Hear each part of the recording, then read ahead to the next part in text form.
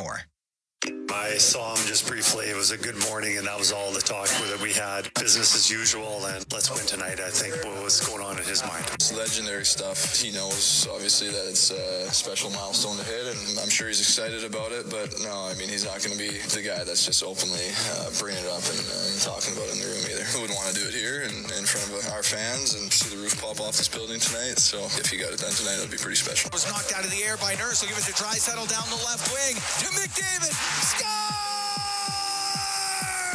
There's the 1,000 points! And they all come off the bench to mob Connor McDavid. This is legendary stuff. Pretty cool, pretty amazing to be a part of. Pretty special that, it comes from Leo, and, obviously there's, Darnell makes a great play on it too. Certainly fitting, all three of us kind of came in at the same time, lifelong friends off the ice, and it's a good story. He's a team first guy. All these results and records or whatever he's doing, I feel like he's breaking records left and right ever since I've been here. A guy that is the best player in the world, and that what he values the most is the team success. And what else can you ask for? It was only a matter of time, but it felt good tonight. Had lots of looks. My dad made the trip today, so it was never not going to be tonight. Had to make it happen, make his trip worthwhile, otherwise it would have been a long flight home for him tomorrow. So, happy he's here. Somebody who's up to 1,000 points can make some plays like that once in a while, and he does it more than once in a while, obviously. The way the players react, and it means everything to me. To see my teammates happy and to hear the fans, that stuff means more to me than any of the numbers or anything like that. These milestones are a great time to reflect, and it's been a good 10 years, and hopefully 10 more good ones. To McDavid, There's the money quote. It's been a good 10 years so far, and hopefully there's another 10 good ones. That one from Connor McDavid. Special thanks to Derek Scott for putting that package together. The Edmonton Oilers tonight against the Montreal Canadiens. Here is where I tell you that the Oilers Hockey Fights Cancer Mega 50/50 presented by Rogers is back. Play it now to be entered to win a Ford Bronco, a $1,000 Red Tag travel voucher, and multiple cash prizes. You can get your tickets now at EdmontonOilers.com/50/50 for more chances to win. Tonight's Oilers Hockey Fights Cancer Mega 50/50 presented by Rogers is in support of the Alberta Cancer Foundation, creating more hope and more moments for Albertans battling cancer. You can get your tickets anywhere in Alberta at EdmontonOilers.com/50/50. All right, we got a local ties for Sobeys and Safeway. Liquor, wine, spirits, beer, and so much more. And we'll focus on Sherwood Park, Alberta's Caden Goalie, still just 22 years of age, the 16th overall pick in the 2020 draft. He's already played 127 games in the NHL. He's one of three defensemen for the Montreal Canadiens, playing north of 20 minutes per game. To Legacy Heating and Cooling, who's not and who's hot, who's not for Legacy Heating and Cooling. Home and no payments and no interest for a year. The Oilers have two players that are currently on 4-game point streaks. The reigning player of the week, Connor McDavid's got 4 goals, 11 points his last 4 games, and Leon Draisaitl over the same 4 games has 4 goals and 8 points. Stay tuned following the game for the Alberta Blue Cross Travel Insurance goal of the game. Health, dental, travel. We've got the coverage you need. Visit ab.bluecross.ca. We go to the out-of-town scoreboard, which is presented by Pizza 73. And speaking of Pizza 73, we will tell you this right now. Pizza 73 is the official pizza of your Edmonton Oilers. Elsewhere in the National Hockey League, as we get to it, got the Tampa Bay Lightning. We'll start with the Columbus Blue Jackets up 2-0 over the Boston Bruins. That is in the first period. No score between Colorado and Philadelphia. That's in Philly. That's in the first. Later tonight, Anaheim at Dallas, Washington in Utah, and the Detroit Red Wings, who have been struggling at the San Jose Sharks. Bakersfield Condors Saturday night built up a 7-3 lead. Had to eventually win 8-7 in a shootout. Noah Philp, 2 goals and 4 points in the victory for Bakersfield. They have a hooky game tomorrow at 11:30 as they end up taking on Abbotsford, Vancouver's farm team that's in Bakersfield. Edmonton Oil Kings got swept on the weekend on an Eastern road trip. They've been on the road for seemingly the last 3 weeks. They got a tough matchup. Victoria, Wednesday night at Rogers Place. James Patrick coaches the Victoria Royals, and they got some talented young players, probably first rounders in the next couple of years. Forward by the name of Cole Rechny that helped Canada win the Holinka Gretzky tournament in Edmonton, and a right shot D by the name of Keith Verhoff, who is the cousin of the Montreal Canadiens, Kirby Dach. There is 10 minutes to face off, and this is Rogers Game Night on the Oilers Radio Network. Did you know that there are 9 Napa Auto Parts stores serving the greater Edmonton area and have been doing so for more than 50 years? Since Napa first opened in Edmonton, the community has grown and vehicles have changed, but you can always trust Napa Auto Parts to provide you with the expert know-how and the best vehicle parts. And if that isn't enough, every time you visit a Napa Auto Parts store when you present your AMA card, you receive an additional 10% discount on all retail parts and accessories. Visit your local Napa Auto Parts store for more offers and expert know-how. Napa Auto Parts is a proud fan of the Edmonton Oilers. Experience the exciting casino action at 3 Century Casino locations, Edmonton, St. Albert, and Century Mile. Dine at one of their amazing restaurants featuring daily specials. Take in the ultimate game day experience at the Century Sports Bar and Lounge. Check out the best in live entertainment at any amazing location. Plus, enjoy a great selection of casino gaming options and off-track betting. Feel the thrill of live horse racing at Century Mile Racetrack. Don't miss a second of the action at Century Casino. Come for the action, stay for the fun. This is Rogers Game Night on the Oilers Radio Network. Oh, it's amazing. I'll never get old. My first start was in this building and on a Saturday night, so everybody always loves playing here. It's my favorite place to play on the road, and definitely excited. What do you remember about that first start? It's 10 years ago now, but I remember a lot of it. We didn't end up winning, but I think it was a 3-2 loss, but sharing the ice, my first start, staring down Carey Price, it was a pretty cool experience for me, and it was a lot of fun. All right, welcome back, everybody. Yes, that's Calvin Pickard. He gets the start in goals. We bring aboard our Inside the Game analyst, Rob Brown, back at the 880 CHED Studios. And, Rob, let's start with the fact that it is Calvin Pickard getting the call in goal. Rob, you there?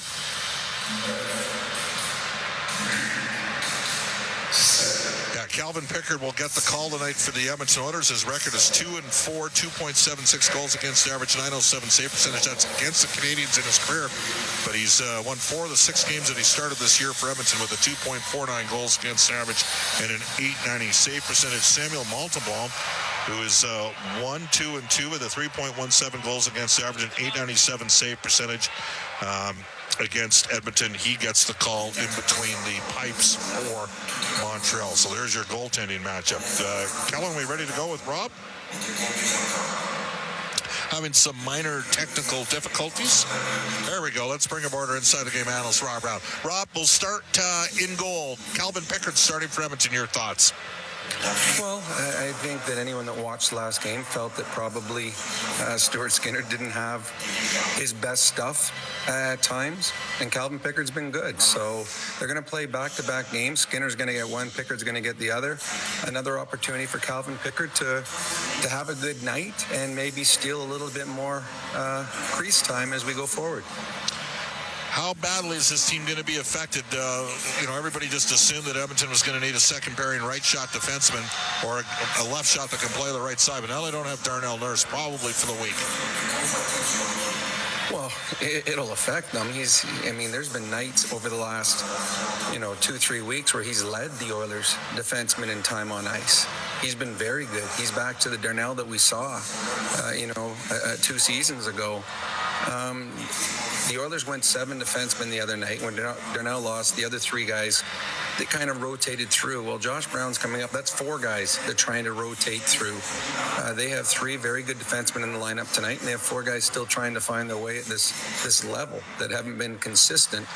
It will be a big loss. Darnell's been playing well, and you're trying to find players to pick up 23, 24 minutes of quality ice time, playing in big minutes against the other team's best players, playing penalty killing, and they will miss the physicality that Darnell Nurse brings to. All right. There is something about playing here. You know that. There really is no other market like Montreal, is there? There isn't, and I remember and I was telling Bryn earlier, just the walk over from the hotel, walking along the street, it is a city that recognizes hockey players in a very respectful way. Yes. And it didn't matter where we were. People would come up and they would talk to you, and they talk hockey. When you stepped on the ice in Montreal, it was a different moment. Looking across the blue line and seeing the Montreal Canadiens jerseys, you knew you made it to the National Hockey League when you played your first home game, when you played in Toronto, and when you played in Montreal. No question about that. Ryan Nugent-Hopkins has played some of his best hockey here. He needs to get rolling, doesn't he? He does. I think he's been very good defensively, and we saw that the other night, the 5-on-3 against. A big part of the reason that Toronto Maple Leafs weren't able to score in that 5-on-3. But offensively, he's on pace for 5 goals. So he knows he needs more offensively, and a lot of that's coming from a lack of production from their entire power play unit. But Ryan Nugent-Hopkins plays on your first line with Connor McDavid on your first power play unit. They need more production from him. And there are certain cities and certain teams that can bring out the best in you. A Montreal Canadian night might be the type of night that RNH needs to get going. Yeah, I don't think there's any question about that. The third straight game, by the way, without Victor Arvidsson. The Oilers may be paying a little bit for the fact that they don't have a lot of cap flexibility right now. Well, they certainly are paying for it because they're going with just 11 forwards again. That's part of the way the National Hockey League tries to, even up the playing field. Here's a salary cap. Find your way under it, and if you exceed it, or if you pay too much for somebody, you're going to pay for it down the line. And right now, the Oilers are paying for it by not being able to bring up the forwards that they need or have them around. So the great equalizer is Connor and Leon. They get to double shift on the third or fourth line, and that just creates havoc for the opposition coaching staff. But without Arvidsson, without Nurse, that's a couple losses. Energy players, those are the type of players that Arvidsson and Nurse are, and I think other players are going to have to find the energy tonight to be able to bring this team to where it needs to be. Let's go to the forward keys of the game, brought to you by Ford, the official partner of the Edmonton Oilers. Built Ford proud. Rob, what do you got? Well, a lot of the stuff that the Oilers have done the last 3-4 games has been very good. The only problem they found is when they get the lead in the third period, they're making big mistakes. They had the Leafs shut down Bob last game. 2 shots in the first 13 minutes. Weren't giving up anything. Then the big mistake by Evan Bouchard. A couple big mistakes in the game before that. So to me, play simple hockey. And when you have a lead, extend it, but do not force things. I think they've forced too many things over the last couple of games, got themselves into trouble. That's our Inside the Game analyst, Rob Brown. That wraps up Rogers Game Night. Jack Michaels is ready to go. He's stoked. He's pumped up. He'll have the call up next, live from the Bell Center. It is the Edmonton Oilers visiting the Montreal Canadiens on Ford Dealers NHL Hockey on the Oilers Radio Network.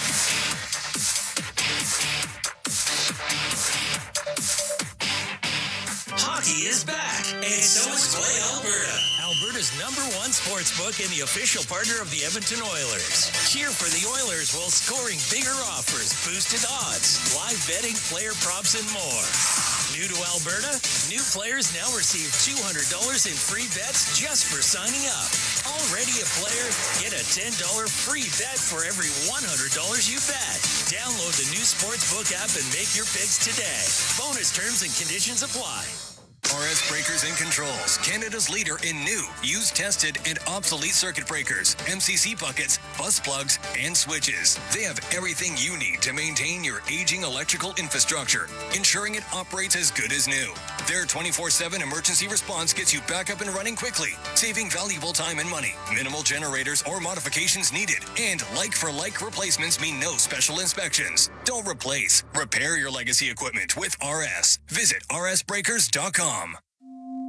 When was the last time your electricity and natural gas provider made you feel like this?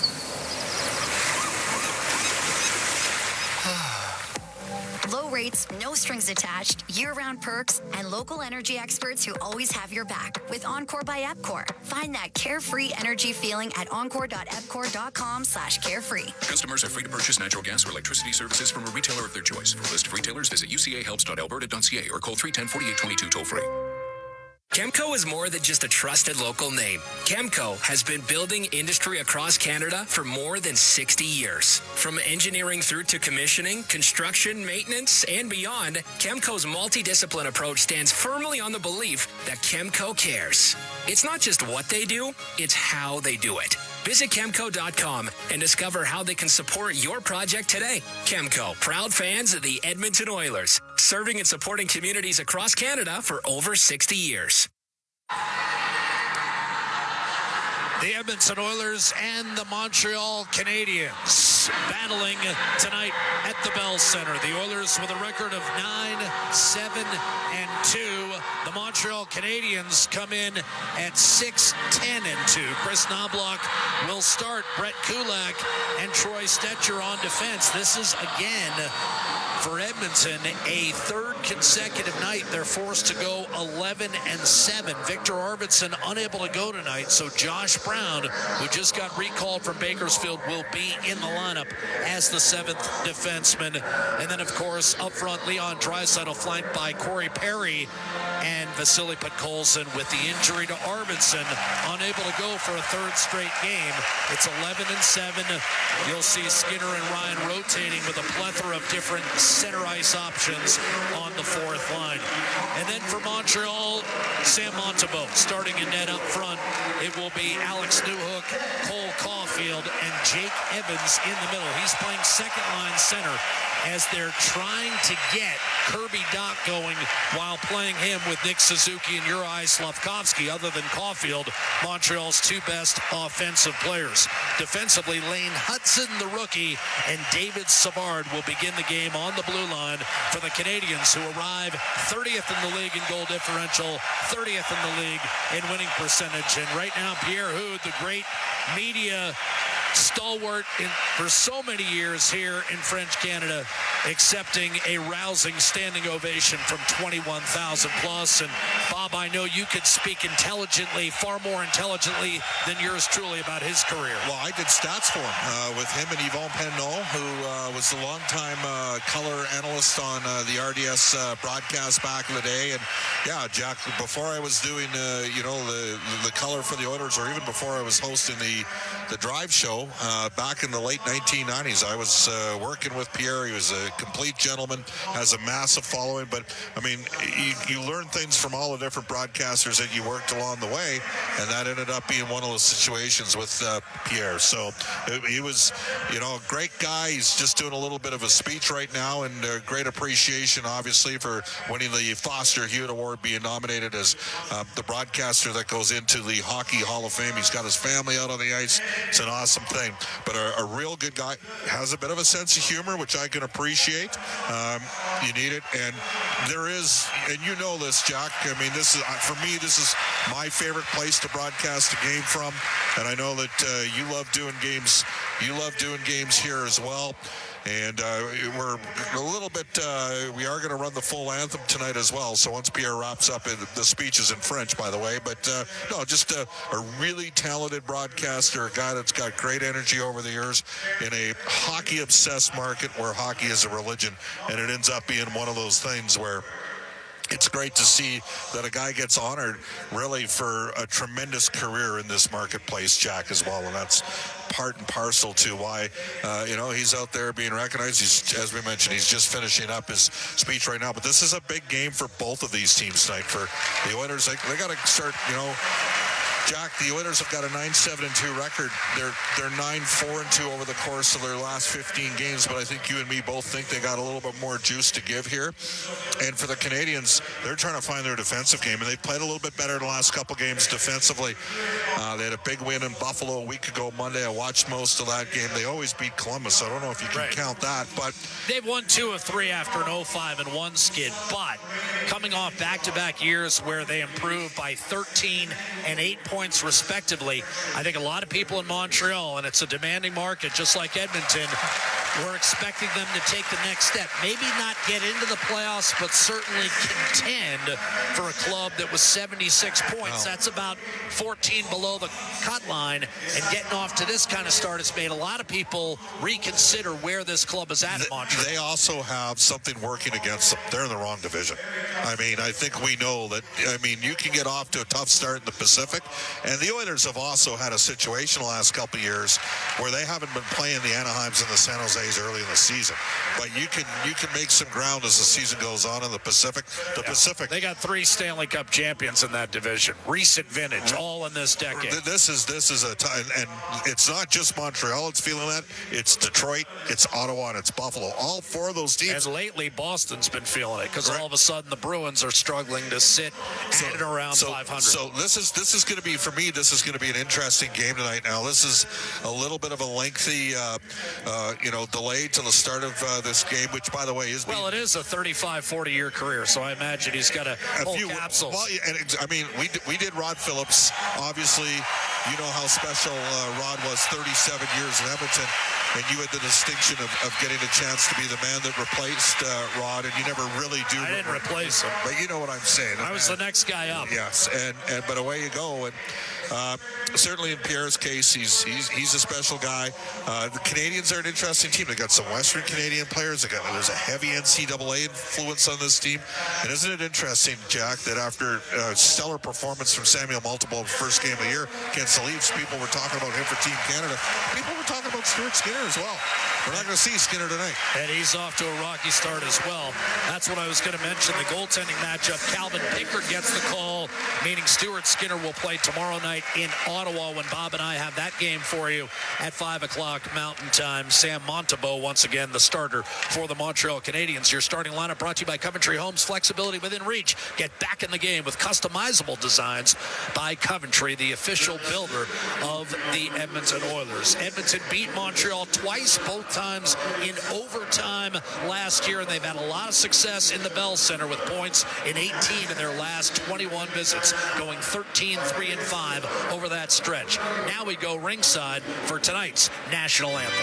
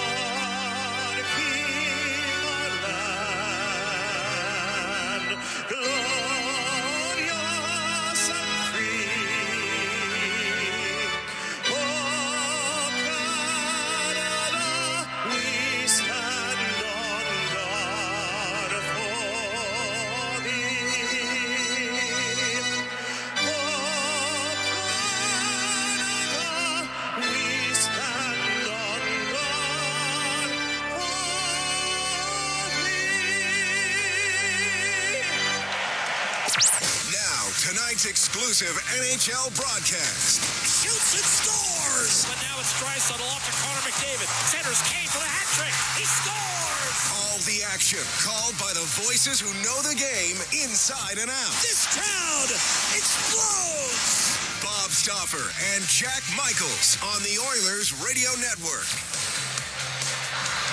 From the Bell Center in Montreal, 21,000 plus here, ready for Edmonton and Montreal. First of 2 meetings, of course, and the Oilers last year with a pair of overtime wins. Evan Bouchard won the game here in Montreal, and a goal set up by Leon Draisaitl. Leon himself scored the game winner when the two hooked up in OilCountry. The Oilers left to right in their white sweaters, orange and blue trim. Montreal in the bleu blanc et rouge, as they say here in Montreal, although in much better French than that. And a face-off won by Leon Draisaitl against Jake Evans. We're underway. Sam Montembeault to handle the puck for the Montreal Canadiens. Only one win in 5 career starts against Edmonton. Again, traditionally, this is a matchup where the Oilers have fared very well, particularly in this building. They step in a shade offside, coming over the line left to right. Ryan Nugent-Hopkins plays his 900th game tonight for Edmonton, and for Jake Evans, he's going to slide out here, and Alex Newhook will take the draw at center, which is won cleanly by Draisaitl, rocketed in by Brett Kulak, who, of course, spent 4 years here in Montreal, was part of the 2021 Canadiens club that surprised everyone by going all the way to the Stanley Cup final before losing to Tampa. Here's a chance for Podkolzin, and a wrist shot disappears into the glove of Sam Montembeault. And you and I were watching the morning skate today, and Draisaitl on more than a few occasions, I think they were having a good time, but he also came over and gave Podkolzin lots of love. Chris Knobloch mentioned his contributions. I think everyone on this team is waiting for that one breakthrough. Chris Knobloch said he's the best player in the league that has not scored a goal. And Leon tried to find him with a kick pass. But just an extraordinary touch from Draisaitl and a good stop there from Montembeault. Nugent-Hopkins beaten off the draw by Nick Suzuki, Montreal's captain and best player, coming off a career year. 33 goals and 77 points. In fact, Bob, as you know, he's had 3 straight career years. A blast by Nugent-Hopkins. Again, playing game number 900 was blocked. McDavid behind the net. Hyman will kick it out to the high slot, and that's going to be handled by Matthias Ekholm. He'll in turn move it back to McDavid. The return pass is off the mark. McDavid arrives on a serious heater. 4 goals, 11 points in his last 4 games. And when you're on that kind of heater, even when the puck eats you up, and as it did times on Saturday night, he still had a goal and an assist. And the goal, of course, tied the game in the final minute and a half. Juraj Slafkovsky, who in his rookie year put up 20 goals and 50 points. I should say his first full season. Played 30-some-odd games as a rookie back in 2023. He'll get it in deep. It's a reset for Ty Emberson. Up the middle, broken up by Brendan Gallagher. Retrieved by Derek Ryan when he tried to put it back into his own zone. Calvin Pickard is forced to play it. 2-4 lifetime against the Canadiens with a save percentage of .907.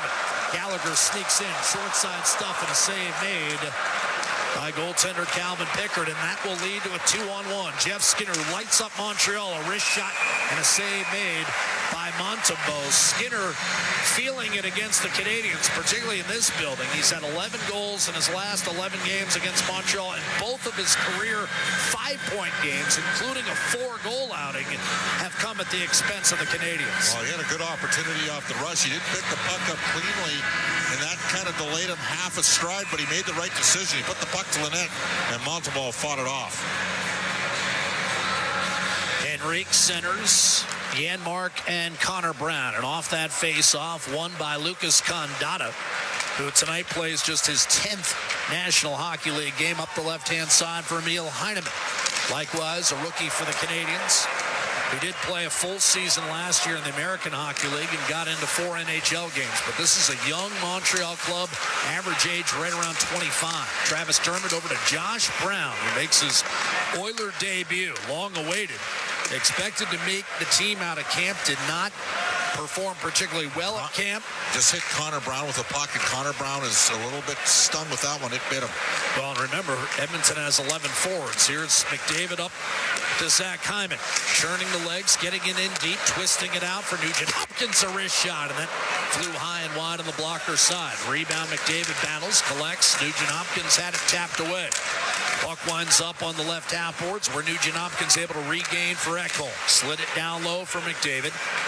Lane Hudson tracking him, and he got picked, and the Oilers got away with a trip. McDavid backdoor and swing and a miss for Hyman. Maybe a little karma there as the Canadiens bank it off the right-hand glass and out.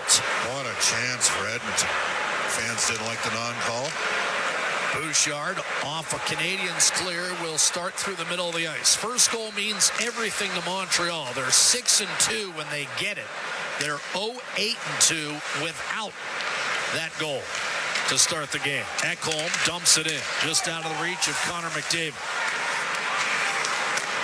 Tracked and cleared safely by Caden Goalie, the Sherwood Park product. Up to Alex Newhook, and he'll dump it in.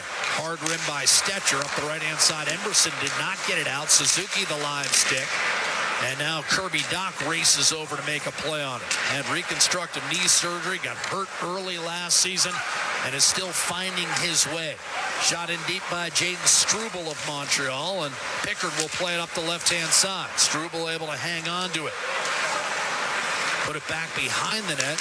Ty Emberson there to clear, and now Stetcher with some open ice. Busts down the seam, enters the Montreal zone, and has a give and go with Corey Perry, but when he tried to locate Josh Brown, there was a miscommunication. Brown has to drift back to play it. Brown +5 and 2 assists in 12 games of the Condors.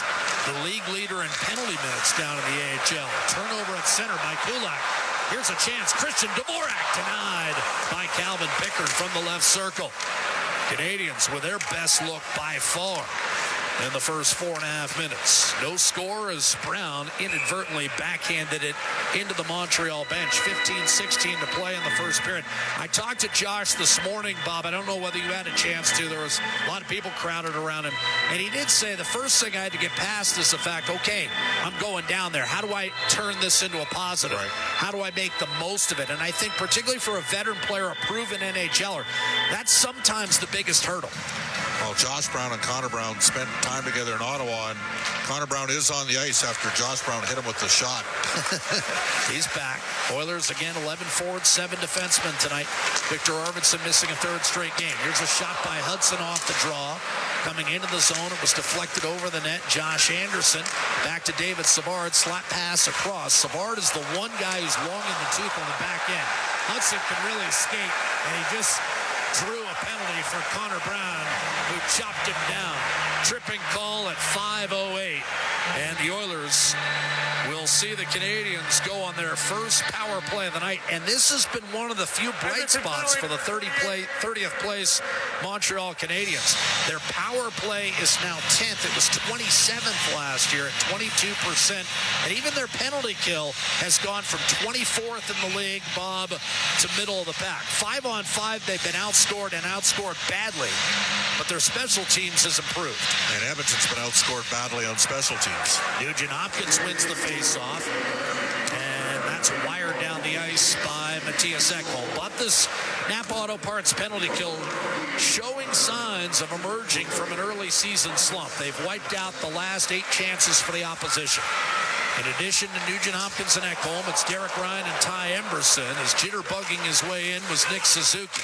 A right-handed shot. He got tied up behind the net. Slavkovsky couldn't maintain, and it was cleared by Ekholm. Now, Brown was part of a top 10 penalty-killing unit down in the American Hockey League that got nicked for a few on Saturday, but it's been pretty good. We'll see whether he gets a look tonight as it's sent in deep by Mike Matheson. That'll curl off the corner boards and all the way back to center. Matheson was top 10 D-man in terms of points produced last year as he put up 62. Another length of the ice clear by Adam Henrique. And Edmonton not letting Montreal get set up here. Halfway through the penalty to Connor Brown. Wayne Hudson in over the line. Heineman will send it around the boards, and then it was poked free, but Kulak was there to one-time it down the ice. Montembeault forced to free it up for Lane Hudson, and Montreal yet to get set here, 1:15 into this power play. The on-rushing Alex Newhook in his 4th full season. Gives it up to Yoel Armia. He got checked by Stetcher. 4-player scrum in the corner. Carving it loose was Kulak. Squirted free on net. Pickard's just going to fall on it with 13:18 to go in this first period. We'll keep it right here with 26 seconds still in the penalty to Connor Brown. Oilers are a good face-off team. They've played a run of good face-off teams, but Edmonton's still top 5. 4th in the league at 53.3. And the Canadians, well, they struggle in the circle. 24th in the league at 47.9. Next new hook. Moves in for the draw, wins the faceoff back to Hudson. 5-on-5, Montreal is dash 19 this year.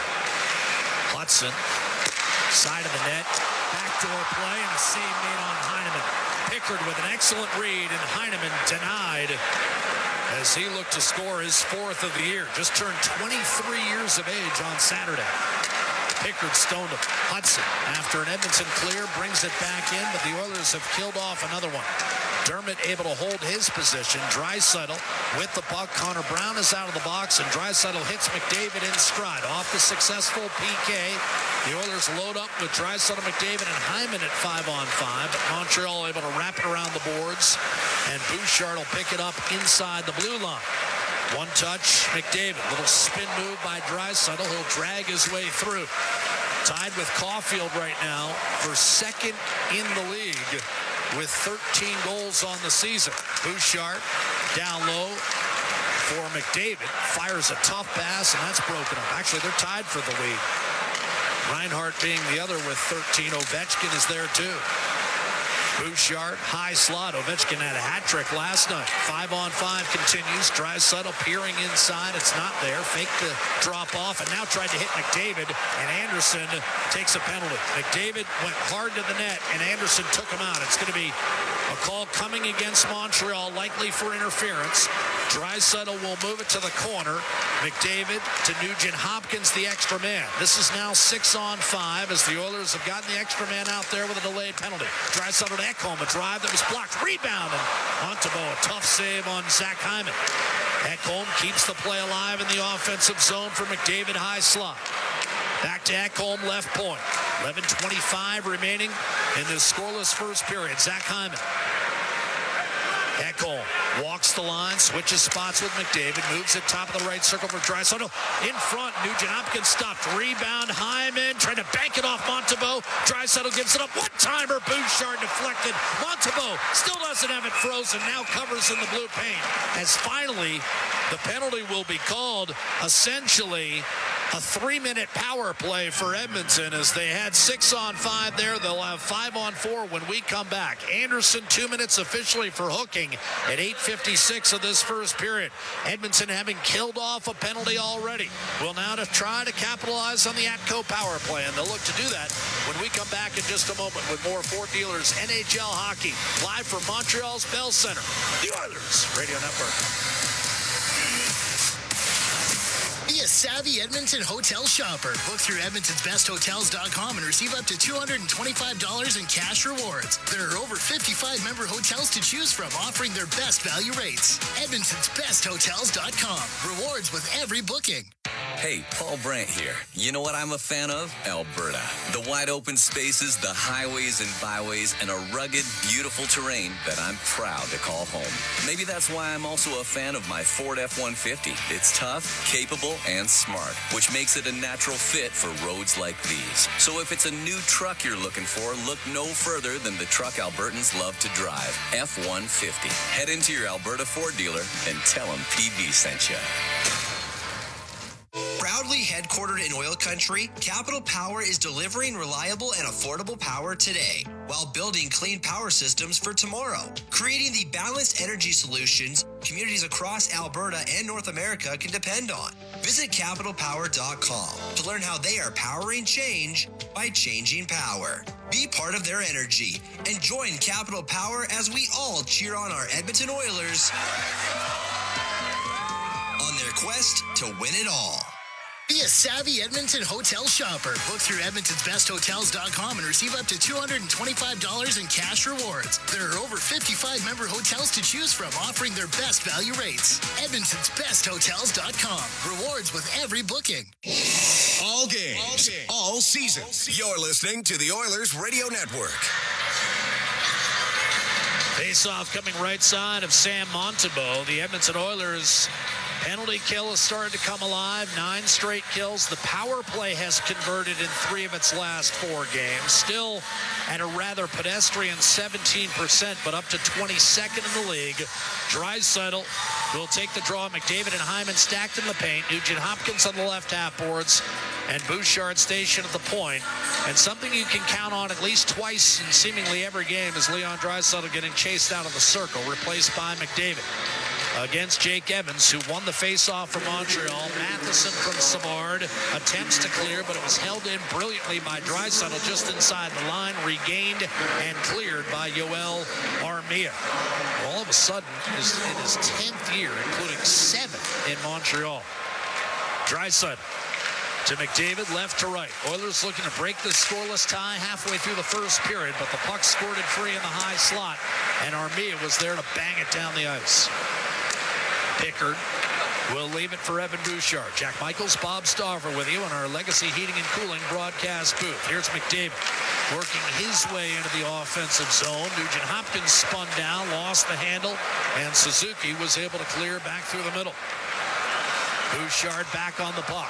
Rifles a pass to Nugent Hopkins, right side. It's Draisaitl. He'll turn, spin it back to Bouchard. High slot McDavid. Saucered back to Bouchard. McDavid left circle, heading for the net.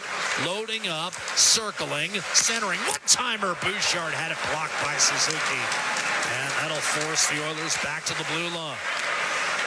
Bouchard ambles his way through the neutral zone, hits the Montreal line, gives it to Draisaitl, carefully worked over to Nugent Hopkins, and now Bouchard right corner. Steers to Draisaitl, McDavid top of the left circle, 40 seconds left in the hooking minor, whistled against Josh Anderson. McDavid, Nugent Hopkins, drag, shot, off of Montembeau's pads. The Canadians failed to clear, and Bouchard will dust it off before giving it to Draisaitl. He'll circle high slot, give it up for Nugent Hopkins, top of the right circle. Tried to feather it through, that was deflected. McDavid, cross ice, and a good job by Bouchard to hold it in against Dvorak. But the Canadians have the Oilers boxed out right now. McDavid in front, and Hyman couldn't get there. Canadians with a chance to clear. Dvorak tosses it back to center. Settled by Bouchard. Guided over to Draisaitl, top of the right circle. Power play over. McDavid watches Nugent Hopkins try to wrist one in from the short side. That hit the side of the net, and Suzuki was able to bang it by McDavid and then hit Anderson with a lead pass left wing. Josh Anderson waits for a teammate, beats the puck up a little bit, then able to regain, still tracked by Bouchard and McDavid, still lingering out there after the power play, as is Draisaitl. Meantime, Slavkovsky on the half wall, dug out by McDavid. He needs a change. So does Bouchard, quarterbacking from behind the net. He'll hand off to Stetcher and likely head for the bench. In fact, he motioned to Stetcher, don't give it back to me. I need to get off. No shots in the power play, Jack. All to the perimeter, all out from the outside. No urgency. Put the pucks on goal. Stetcher shoots it in. Even the interior tucks to Hyman didn't have much on them. In other words, you weren't going to get a pounce off the pads. Here's an outlet pass to Kirby Dach. 3-on-2 developing for Edmonton, and then fanning on a one-timer as Gallagher did get a shot away eventually. Save made by Pickard. The rebound slammed off the side of the net by Hudson, who was looking for his first NHL goal. Backhanded up by Jeff Skinner to Troy Stetcher. He's with Corey Perry and gives it to him. Perry left circle. Tried to chip it through Montembeau and a screen, but that ended up wide, and the Canadians get a clear back to center. Carried back in by Perry. He'll move it to Jeff Skinner, heading for the net with a quick wrist shot and save made by Montembeau.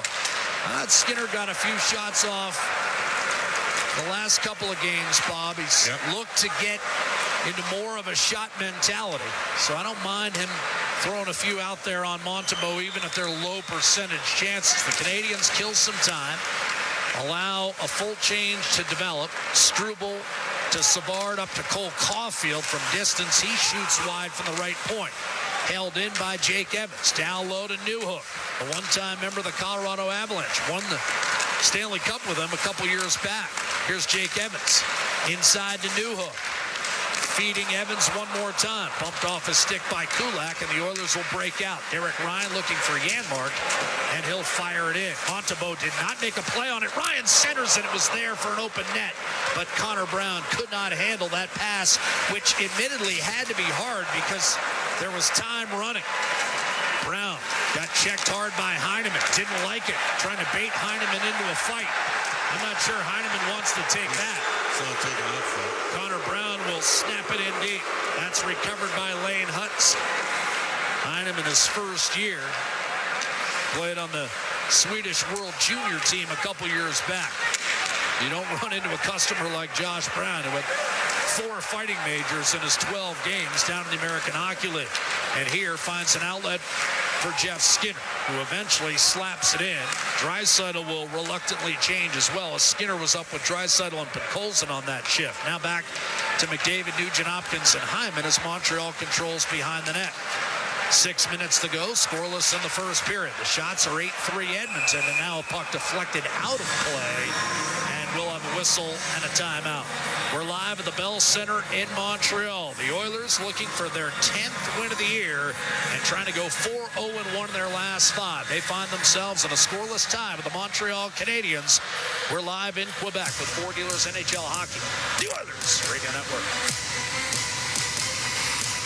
Sobeys and Safeway Liquor are stocked with spirits, wine, and beer for all your get-togethers. So, whether you're celebrating the holiday season or hockey season, check out Sobeys and Safeway Liquor, proud partners and fans of the Edmonton Oilers. Businesses deserve the best protection against cyber threats. Alltech offers state-of-the-art IT and cybersecurity solutions to safeguard digital assets. The team of experts at Alltech are dedicated to providing the highest level of security, ensuring that data remains safe and operations are seamless. With Alltech, businesses can focus on growth while the rest is handled. From advanced threat detection to comprehensive data security, Alltech has it covered. Choose Alltech for reliable and effective cybersecurity. Visit alt-tech.ca now to learn more.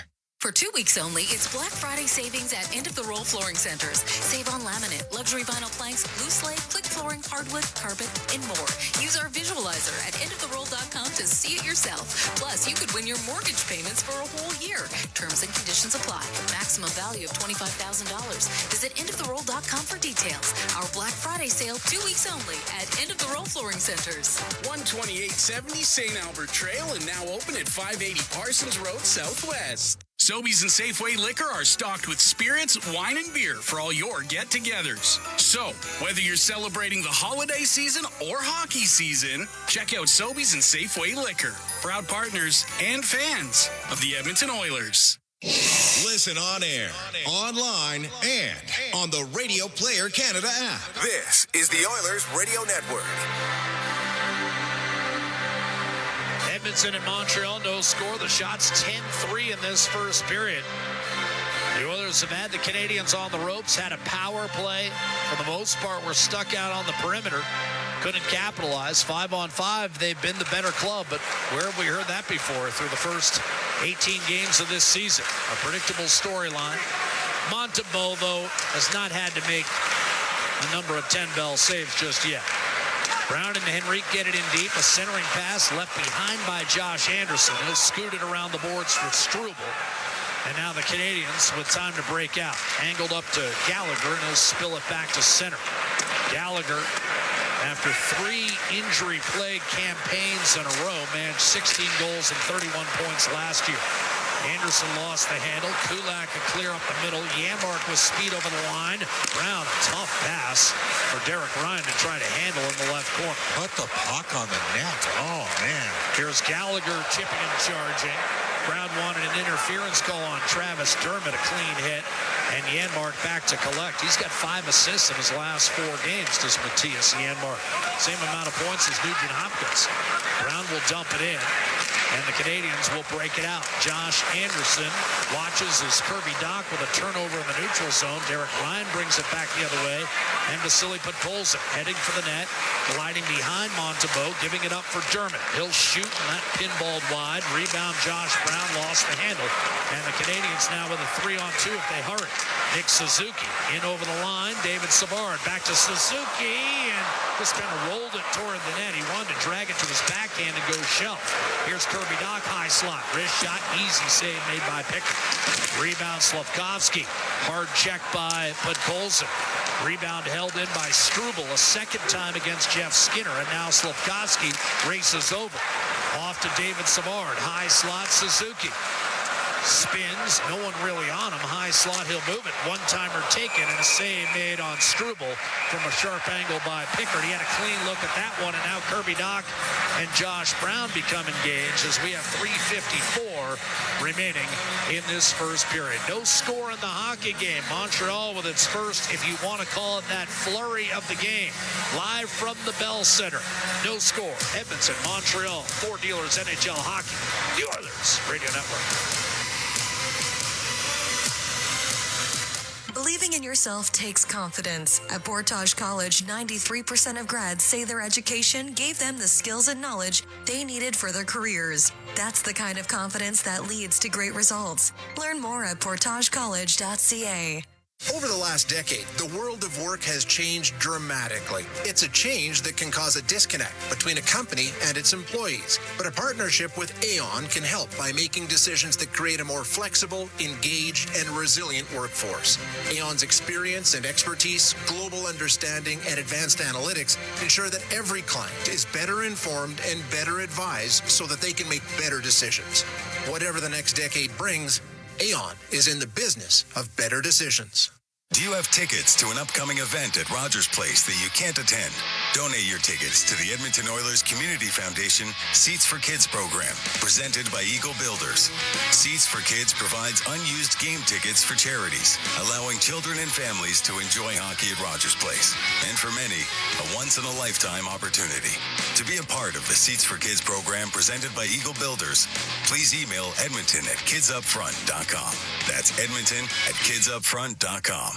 Portage College graduates are incredibly employable.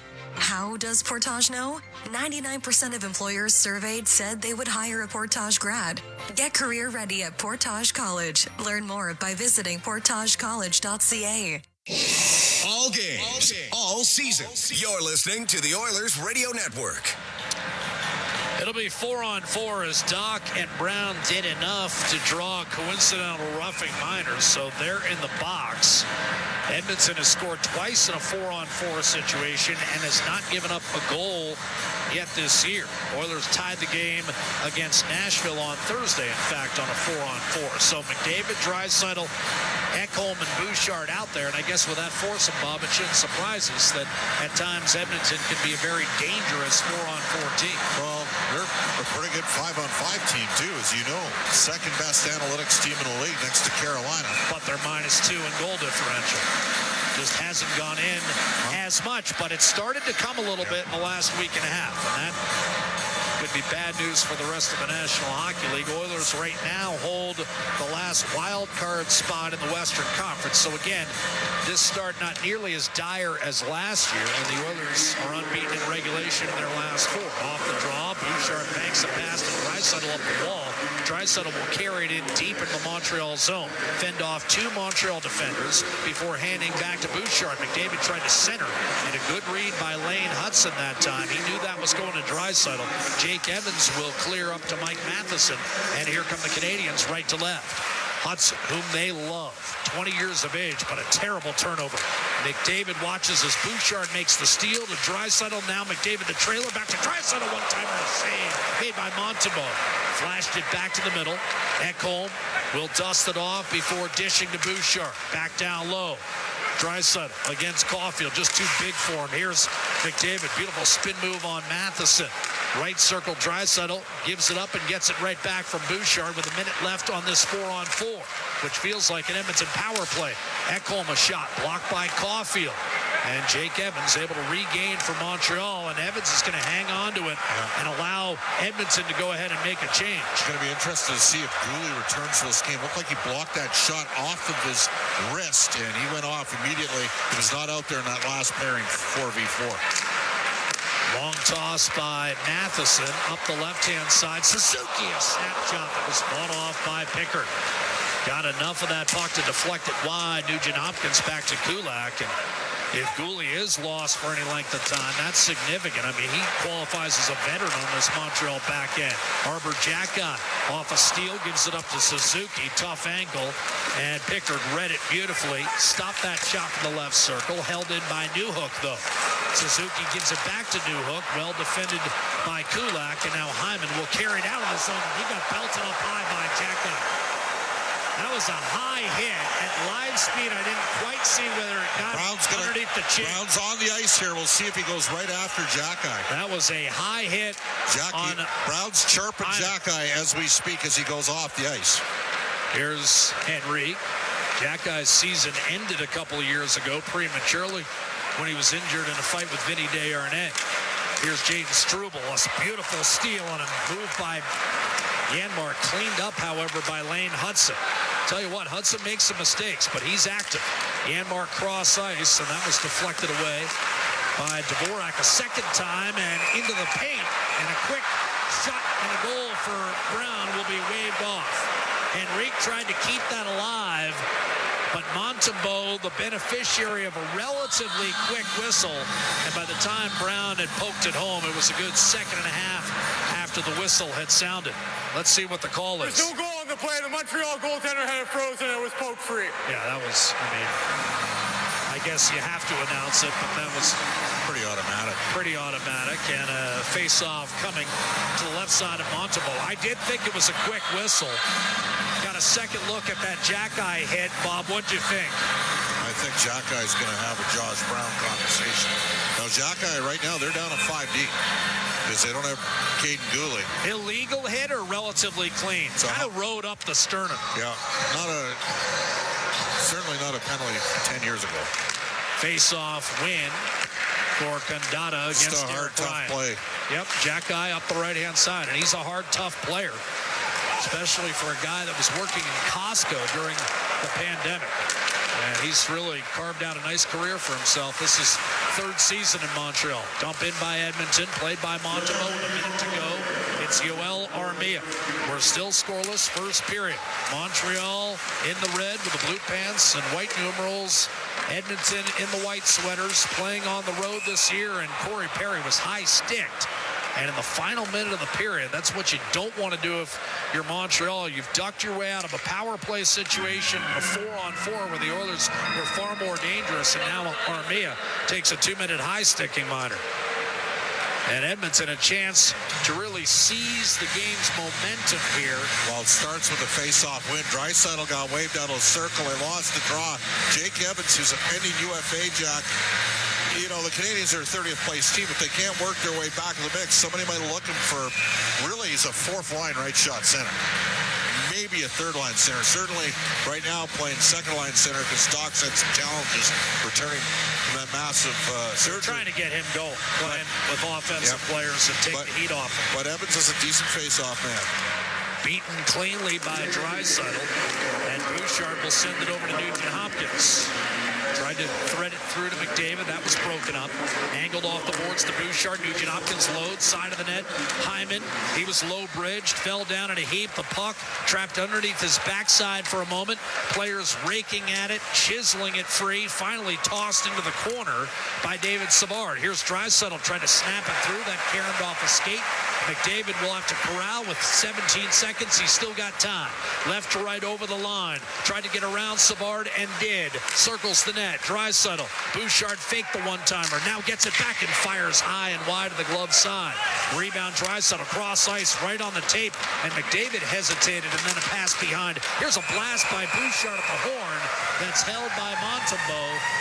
And we will have a scoreless first period. The Oilers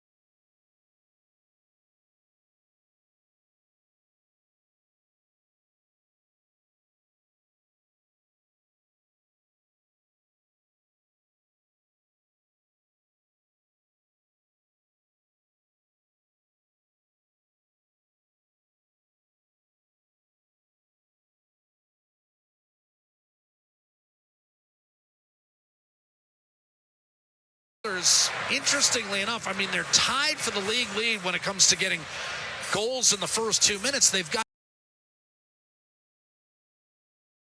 can't replace Nursey, that's for sure. He played big minutes. He does a heck of a job for us out there, and so I think everyone's got to chip in, elevate your game a little bit. I know it was one of your 2 career highlights, but you have to feel somewhat cheated that you didn't have the 21,000 people behind you back in 2021. This is a special building. Yeah, some really good memories here for sure, and yeah, memories that'll last a lifetime, no doubt.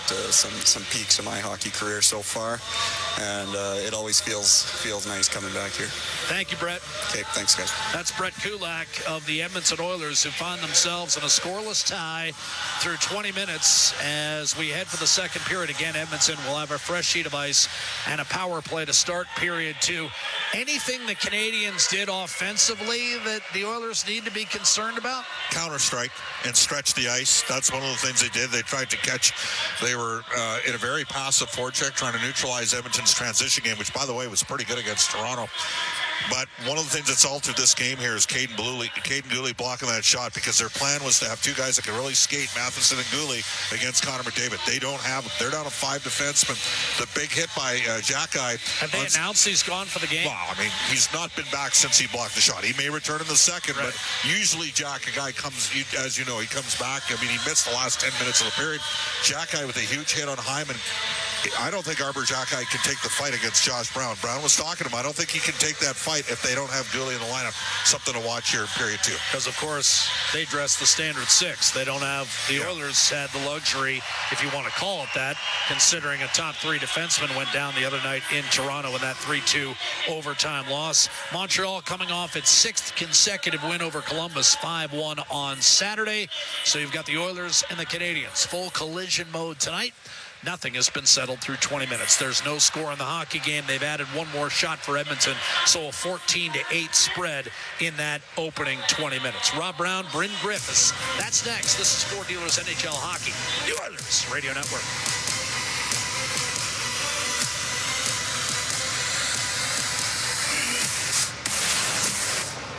Hey, Paul Brandt here. As a musician, I'm drawn to the sounds of this great province. Whether it's the wind blowing down the Rockies, the rustling of grass across the prairie, or the sweet sound of a Ford Super Duty, it's all music to my ears. Speaking of Super Duty, with heavy-duty performance that's built for getting the job done right, it's no wonder this truck has Albertans singing its praises. The 2024 Ford Super Duty is available now at your Alberta Ford dealer. Just head on in today and tell them PV sent you. It's our YEG with 880 Chad. Every sports fan has a take, and we want yours on Inside Sports. Give your fresh take weeknights between 6 and 8, and our friends at Independent Jewelers could give you a fresh new look. Then help fulfill a simple wish for thousands of vulnerable children with a gift to Santa's Anonymous. December 4th is Santa's Day. Make your monetary donation today by visiting santasanonymous.ca. For details on these and more events, visit 880chad.com. At the Intermission, brought to you by End of the Row Flooring Centers. Let's get flooring. Hudson, side of the net, backdoor play, and a save made on Heineman. Pickard with an excellent read, and Heineman denied as he looked to score his 4th of the year. And that's our Highlight Zone, brought to you by Century Casinos. All in, all games, all season. Century Casinos with 3 great locations in Edmonton, St. Albert, and right next to the Edmonton International Airport. Welcome to the Winter Zone. Welcome to the first intermission. Bryn Griffiths along with Rob Brown. And the goaltenders are pretty solid that period there, Brownie. They were. A lot of good scoring chances. The Oilers had more of them, and the Oilers were the better team offensively. But Calvin Pickard did have to come up with a couple big saves. The problem sometimes when you're carrying the play, and the Oilers did, I think there was a stat that over 10 minutes of that period was in the offensive zone. When you're carrying a lot of the play, sometimes it's just a bounce or a break, and you're going the other way, and it's an odd man break. But Calvin Pickard made the saves he had to make, and the Edmonton Oilers were unable thus far to solve the Montreal goaltender, because both goalies have had to make some big saves, but obviously the one between the pipes and Montreal's end was a lot busier. Absolutely. Oilers out shooting Montreal through the opening 20, 14-8. And as we expected, with 11 and 7 being the mix tonight, both Leon and Connor were busy guys there in that first period, plus a few power play opportunities in particular. Man, both teams really throwing the puck around, but the Oilers' best chances may have actually come on the delay penalty before the power play. Well, Connor and Leon got a lot of ice time because of, the delayed penalty that seemed to be about a minute and a half. And then they had the full 2 minutes. And then they had a 4-on-4 shift, which they always start. And then they had the power play at the end. So we saw a lot of Connor and Leon. And the Montreal Canadiens, and Bob just mentioned it, losing Caden Goalie is a big loss for the Canadiens. He tried blocking a shot. He did block the shot of Bouchard and left the game immediately. The poor kid, fantastic young talent that seems to be bit by the injury bug time and time again, and very skilled. He can move very well in his skates. He's matched up against Connor every time they've played against him, but without Goalie in the lineup, the Montreal Canadiens come much thinner on the back end, and we saw that as the period went on. When Connor and Leon were out there, they struggled to find someone that could handle their speed, so that's something to watch in the final 40 minutes. Hey, I have to ask you, the Oilers on the power play, moving the puck around the outside a lot, trying to get it into the front of the net to Zach Hyman. It's not connecting this season, and I can't figure out why that is, because it seems like Zach's in the exact same positions he's always been in. Well, they had some good looks and some good opportunities. Sometimes a goaltender makes a good save. We saw Leon going through the crease to Nugent Hopkins. Wonderful save by Montembeault. So it's... Everybody knows what the Oilers' tendencies are, and that's why the Oilers try to find other things to do. But it's still early in the season. Hyman will find his backdoor tap-ins. The Oilers will find them. Right now, the Oilers have been very aggressive with trying to get a shot from the point. And we saw with Bouchard with a number of shots from the back end. A lot of them, unfortunately, were blocked. And we saw with Goalie, they hurt when you block them. But, I have no worry that the Oilers' power play is going to find the back of the net often as we continue through this season. But so far, the Montreal Canadiens, with some big saves and some good sticks in passing lanes, to be able to thwart a couple good opportunities for the Oilers on the power play. Your thoughts on the Zach-I hit on Hyman there? Any problem with that one? Yeah, I had no problem with that. It was they allow that. I mean, there was one just a little bit earlier where who was it? It was leaving the zone. Gallagher was leaving the zone. He chipped it by the defender. I think it was Ekholm at the blue line. Exact same play. When Gallagher tried to jump around him, Ekholm hit him. So they let it go that way. They're going to let it go the other way. So I had no problem with the hit. Okay, what kind of adjustments, if any, do the Oilers have to make going into period two? It was a pretty wide open first. Well, I think the biggest thing that we noticed in the first 20 minutes was the physicality of the Canadiens. They finished every check. So I think for the Oilers, they got to be prepared for that. Put your head on a swivel. Make sure you know where you're going with the puck, because the Canadiens are finishing every check and created a couple of good scoring chances because of that. But when you know that they're running and they're going to be physical, if you can bounce off or jump around, you will get odd man breaks because they are so aggressive. So use the aggression of the Canadiens to your advantage and try to create an odd man break going the other way. Excellent, Rob. We'll talk to you coming up in the second intermission, okay? Sounds good. And we're going to break away, and then we're going to come right back. We'll take a look at your out-of-town scores and much more. At the Intermission is brought to you by End of the Roll Flooring Centers. Let's get flooring. We're back with more. This is your Ford Dealers NHL Hockey on the Oilers Radio Network. Score big with the unmatched purity of Clearwater Vodka, the perfect companion for Oilers fans. Crafted with the pristine waters of Alberta, it's a sip of local excellence. Clearwater Vodka, where the spirit of the game meets true Alberta quality. Must be 18 plus. Please drink responsibly. Chemco is more than just a trusted local name. Chemco has been building industry across Canada for more than 60 years. From engineering through to commissioning, construction, maintenance, and beyond, Chemco's multidiscipline approach stands firmly on the belief that Chemco cares. It's not just what they do, it's how they do it. Visit Chemco.com and discover how they can support your project today. Chemco, proud fans of the Edmonton Oilers, serving and supporting communities across Canada for over 60 years. Our people, our team. It's what business owners almost always say is their most important resource. But strong businesses don't just find great people. They make sure their teams stay healthy, engaged, and performing at their best.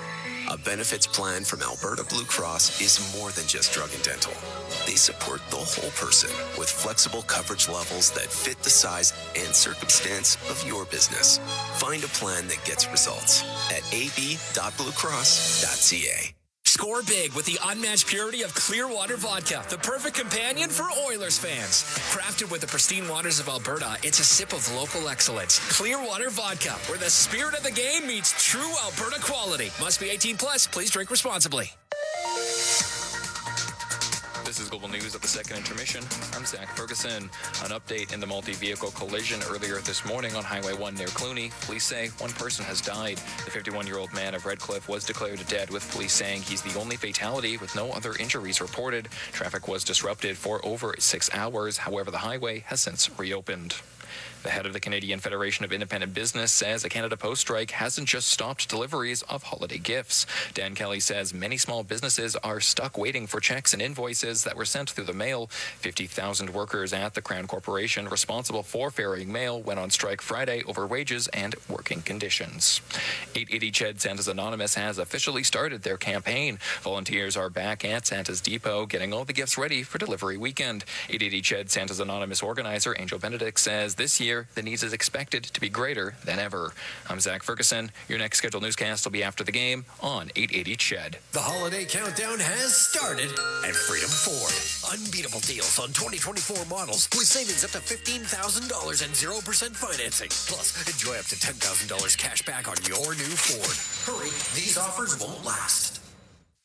Pizza 73, the official pizza of your Edmonton Oilers. Loyal to the oil, in Edmonton we trust. Rising to the top like a pizza crust. Got the flavors to play, yeah. Cooking on ice. Hunger happens, gotta score a slice. Let's go Oilers, E-Town unite. Ice District to Jasper, downtown to White. Wearing orange and blue, game on the street. Make the right call, Pizza 73. Let's go Oilers. 737373, Pizza 73. MIC is a leader in medical imaging and the official medical imaging provider to the Edmonton Oilers. Make MIC your choice. Whether you're a professional athlete or a weekend warrior, the game doesn't stop for injury. MIC's sports medicine imaging specialists can help you get back in the game with a timely and expert diagnosis. Go where the pros go. For a location near you, visit mic.ca. The holiday countdown has started at Freedom Ford. Unbeatable deals on 2024 models with savings up to $15,000 and 0% financing. Plus, enjoy up to $10,000 cash back on your new Ford. Hurry, these offers won't last. At the intermission, brought to you by End of the Row Flooring Centers. Let's get flooring. We're tied 0-0, the Habs and the Oilers after 20 minutes of play. Let's take a look at your out-of-town scoreboard, brought to you by Pizza 73, the official pizza of the Edmonton Oilers. A couple of games already into the second period. In Boston, the Bruins and the Columbus Blue Jackets going at it. It is all visitors tonight. Blue Jackets 3-0 with the lead right now. In Philadelphia, it's the Flyers taking on the Colorado Avalanche. Just getting a double check on the Colorado has just scored. Cale Makar. So it's 1-0 for the Avalanche, leading the Flyers with about 8 minutes to go in the second period. In the first period in Dallas, the Stars entertain Anaheim, and it's the Ducks with a couple of goals early in the first period, so they have a 2-0 lead on Dallas in the Lone Star State. So those are the only games right now that are going on. Later on tonight in Utah, it's the Hockey Club of Utah hosting Washington and OV. Detroit is on the road in San Jose. That's an 8:30 start our time, and that's it for around the NHL. Next up for the Condors, they play Abbotsford. That's coming up tomorrow morning at 11:30. And the next matchup for the Edmonton Oil Kings at home on Wednesday night at 7 o'clock. The Victoria Royals will be in town. That is your out-of-town scoreboard. Let's tell you that the players are returning to the ice for period number 2 in Montreal. We can hardly wait for that.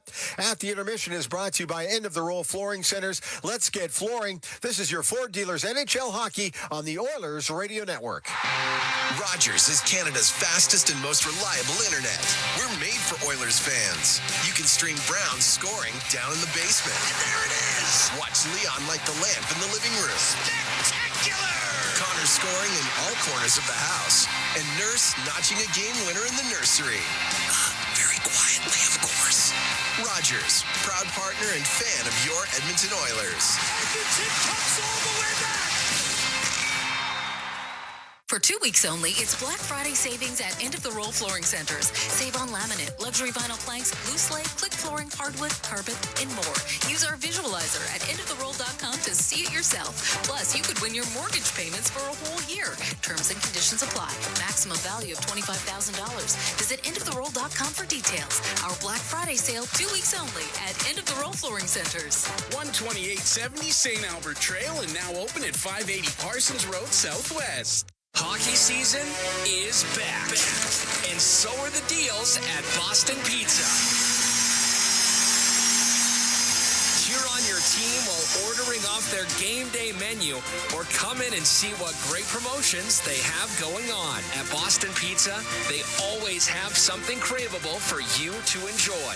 Boston Pizza, proud partner of the Edmonton Oilers. Cheers to a great hockey season. Listen on air, online, and on the Radio Player Canada app. This is the Oilers Radio Network. We begin the second period with a Atco power play for 1:14. The Edmonton Oilers and the Montreal Canadiens locked in a scoreless tie. Jack Michaels, Bob Stauffer with you as we get set for period number 2. Again, 1:14 as of right now on that Oiler power play. Caden Goalie has returned. Probably needed to get a wrap on that hand as they examine and determine he's able to go, although he doesn't start on the PK. It's Matheson and Savard alongside Dvorak and Josh Anderson. Oilers win the draw, and it's wristed down deep by Leon Draisaitl, who has 7 goals and 16 points in his last 9 against Montreal. He scored a goal in 4 straight against the Canadiens. Nearly a 2-on-1 shorthanded. Broken up, though, by Bouchard in the first attempted clear, but the second one is successfully managed by Matheson, and the Oilers have to drift back into their own zone. 30 seconds gone by second period. Bouchard hits a cutting McDavid in over the line. Wristed around the boards. Draisaitl lifted the stick of Dvorak to try to wrestle possession away and could not maintain. Puck travels the length of the ice. Pickard will leave it for Bouchard, and time for one last rush for the Oilers. 20 seconds to go on the man advantage. McDavid hits Nugent Hopkins across the line, right to left. Bouchard to Draisaitl, top of the right circle. McDavid coming off the goal line. One-timer Bouchard, and that was blockered into the corner by Sam Montembeault. Here's Nugent Hopkins loading up. Tried to center, and that was deflected. Draisaitl back to Nugent Hopkins. High slot Bouchard. 2 seconds. Nugent Hopkins fires another shot that's blocked by Caden Goalie, and here come the Canadiens, now back to full strength. Jake Evans will toss it in, and it's grabbed by Bouchard, then turned right back over to Evans. He didn't realize that Evans was lurking there, so he tried to make a play to the middle, stolen away by Adam Henrique, and it's wristed down deep for the Edmonton Oilers. Lane Hudson from Montreal reverses to Cole Caulfield. 28 goals, 65 points, both career highs last year for Caulfield. They feel like his ceiling is far greater than that, though, and now a deflected puck ends up out of play in the in the Edmonton zone. So we'll drop it right at that Montreal Bell Center ice logo. I think one of the most famous insignias in professional sports, is it not? 100%. Face-off win for Adam Henrique. Troy Stetcher across to Matthias Ekholm. Again, the Oilers going with 11 forwards and 7 defensemen tonight. Victor Arvidsson missing a 3rd straight game. Troy Stetcher tries the right-hand side. Connor Brown lost the handle, and here's Caulfield firing one wide off the high blocker. And that's what you're talking about, Bob. If you give them something, they will look to counter-strike immediately. Driving down the left-hand side is Connor Brown against Lane Hudson. Puck Pinned along the end boards. Hudson had it, lost it. Grabbed by Struble, and he'll knock it off the boards. Ekholm turned it over at the Montreal blue line. Lane Hudson threw it across. Caulfield back to the point, fired toward the net, and then ended up going high, clattering off the glass. Struble had it, lost it. Henrique thought he had Janmark sneaking behind for a breakaway. It was broken up. Connor Brown able to reset for Edmonton. Matthias Ekholm drives down the left wing, pulls up, waits for a teammate, flicks it into the corner. Savard first on it for Montreal. Eventually sent over to Struble. He'll flip it ahead for Slavkovsky. It's been quiet thus far tonight. Tries to nudge it ahead for Suzuki. That was batted down by Derek Ryan.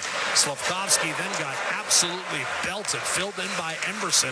We saw that a lot on Saturday night. Emberson has been extremely physical the last couple of weeks, Bob, and it's drawn the attention of the coaches. Another shot from the point. Not much on it from Savard. The rebound, Slavkovsky, and he didn't plant his feet there, Bob. He was kind of doing a drive-by, and it was an easy save for Pickard, and the Oilers get it in deep. I think later in his career, you'll see him stop on that puck and really bear down on that chance. Josh Brown, a collision with Kirby Dach at center, and those two went at one another a little bit in the first period. The Canadians got it in deep, but winning a battle behind the net, Janmark, lead pass Leon Draisaitl, tried to nudge it back to him, stolen by Matheson, breakaway coming, wrist shot wired wide. Oh, what a chance for Condotta, and he missed the net. Heineman, wrist shot, and he missed the net, and then nudged back in front by Condotta. Lucas Condotta with 2 goals to his credit in his prior 9 NHL games. 27-year-old, played 4 full years at UMass Lowell, as Bob mentioned. A lot of guys with an NCAA influence on this team. Mike Matheson tries to hold the zone, forced out by Draisaitl. Well, that started from Leon Draisaitl putting the puck in a bad spot, and the Oilers were in peril there for a solid 30 seconds. Armia dumps it in, quickly advanced by Josh Brown up the right-hand side, and we've got action here as Nugent Hopkins takes it deep into the offensive zone. Tracked by Hudson. Threw it behind the net. I think Hudson will draw a slashing call. He got a stick on in the wrist of Nugent Hopkins, and that's an automatic time. 4:41. This is going to be Edmonton's 3rd power play of the night. Montreal penalty number 48. 2 minutes for hooking. Well, at some point here, you got to be less deselective. Just put it to the net. Well, he's got the stick in there, water skiing. That's a penalty. Hooking the call. But you know there's going to be one coming the other way. So you got to make a count here. Leon's got a skate issue. They're looking at it right now. They're buying just enough time where head equipment manager Jeff Lang, who just recently celebrated his 1,500th game behind the bench, got in the mix there, got Draisaitl back to form, and he's out there between Nugent Hopkins and then Hyman and McDavid stacked in the paint with Bouchard up top. Draisaitl wins the faceoff back to Bouchard, left point to Nugent Hopkins. Side of the net, McDavid rolls up behind, hits Nugent Hopkins, open, a shot, and a blocker save made by Montembeault, and that sails out of play. That's not a bad look for Nugent Hopkins. And great shot. He did fire at high blocker. That's a good save. Yeah, he may have gotten a piece of the crossbar too, Jack, on that shot. So Nuge needs one. I think that's But he's got 1 goal all season, and the Oilers are now playing game 19. Let's see if that puck grazed the bar as well. Yeah, it did. Good read, Bob. Draisaitl, the face-off against Jake Evans. Off the draw, McDavid, quick shot, Hyman denied by Montembeault, and the rebound slid through McDavid, a hard rim. And Montreal see it go into the Edmonton bench. Now they're going to discuss where the faceoff is held. I think it'll come outside the line. It's unreal. Like, they just can't. Even there, you get a lucky break off a faceoff, and you got 2 guys alone with the goalie in front. He's down and out, and you can't pick up the loose change on a Hyman attempt. And Hyman's been heating up. 3 goals, 7 points in his last 8, but can't bury it there, and the rebound eluded McDavid. Draisaitl off the face-off. Dvorak kicked it over to Mike Matheson, and he'll shoot it down the ice, and the Oilers have to drip back into their own end. Still 90 seconds to go on this Atco power play. Atco Energy, your trusted Alberta retailer. Here's Bouchard. Right to left with a handoff to McDavid. Hits the line, Nugent-Hopkins. Back to Bouchard. Nugent-Hopkins fired across, Draisaitl. Waiting on the right half boards. Peers inside, nothing's there. Back to Bouchard. Nugent-Hopkins. Bouchard. Draisaitl. Way too passive. McDavid, right corner, heads for the net. McDavid, hard drive. Tipped away by Matheson. Wound up in the corner, Draisaitl. Not much on it, but held in nevertheless by Bouchard. Draisaitl hits McDavid down the seam and taken away. Poke check by Dvorak and cleared by Anderson. And that'll do it. Nugent-Hopkins and Hyman come off. McDavid and Draisaitl stay out there. Bouchard waiting as Brett Kulak has come onto the ice. Now Draisaitl and McDavid are going to change. Second unit out there. Henrique, Perry, and Jeff Skinner. Arbor Jackeye fails to clear. Kulak down low in the corner. Perry feeds the point. One-timer coming, Ekholm, and that stayed out. Rebound, Corey Perry. He also was on that Montreal club that lost the 21 final to Tampa. Gives it up for Jeff Skinner. Kulak, Ekholm, Jeff Skinner back to Ekholm off his skate, and that's going to be cleared out by Jackeye, and a chance for Jake Evans. Interestingly enough, kind of backed off on it and just handed to Jackeye. I thought a net drive was there for him, Bob, if you wanted it. Ekholm up to Corey Perry, and he'll send it back in. Jackeye collects. Montreal has killed off 3 Edmonton power plays tonight. And as a result, the game remains scoreless. A poor pass from Jackeye. Even if Slopkowski had managed a clean touch on that, it would have been icing. 13 minutes to go in the second period, and Edmonton will get an ozone draw. The shot's 16-9. Bob, what do you make of Edmonton's urgency tonight through about 27 minutes? Don't like the way they're playing at all. Don't like the power play. And we're at the stage where something's got to change on the power play. Maybe it's got to be personnel.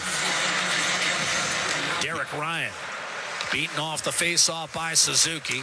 Caden Goalie up the left wing for Slafkovsky. Cross ice. Suzuki will drop it behind the Oiler defense. Stetcher battling. Forces it free for Derek Ryan. Shoveled up the left-hand side. Matthias Janmark. Now Emberson jumps up on the play against Hudson. Trying to borrow his way through. It's not there. Trickles free. Janmark around the boards. Connor Brown steps up. Drops. Emberson a shot. That was blocked. Quickly flipped in front. That's taken away by Kirby Doc. He'll chip inside the Edmonton line. Stetcher with a whack at it. And that ends up out of play with 12:22 to go in this second period. No score in the hockey game. Edmonton 0 for 3 on the power play tonight. And as a result at the Bell Center, we've settled nothing as we approach the midway point of the contest. This is Ford Dealers NHL Hockey, the Oilers Radio Network. Looking for custom flags, banners, or canopy tents? Aurora Flags and Banners has a dedicated team to provide you with custom solutions and quality products. Aurora Flags has proudly serviced Canadian businesses and organizations for more than 30 years. Get a quote today at auroraflags.com. Hockey is back, and so is Play Alberta, Alberta's #1 sports book and the official partner of the Edmonton Oilers. Cheer for the Oilers while scoring bigger offers, boosted odds, live betting, player props, and more. New to Alberta? New players now receive $200 in free bets just for signing up. Already a player? Get a $10 free bet for every $100 you bet. Download the new Sportsbook app and make your picks today. Bonus terms and conditions apply. When it comes to your new home, nothing should stop you from getting exactly what you want. Coventry Homes puts your needs front and center. They won't dig past your questions about customization, and making changes won't get you sent to the penalty box. With their customizable designs and flexible options, your game-changing home is within reach. Score big with flexibility.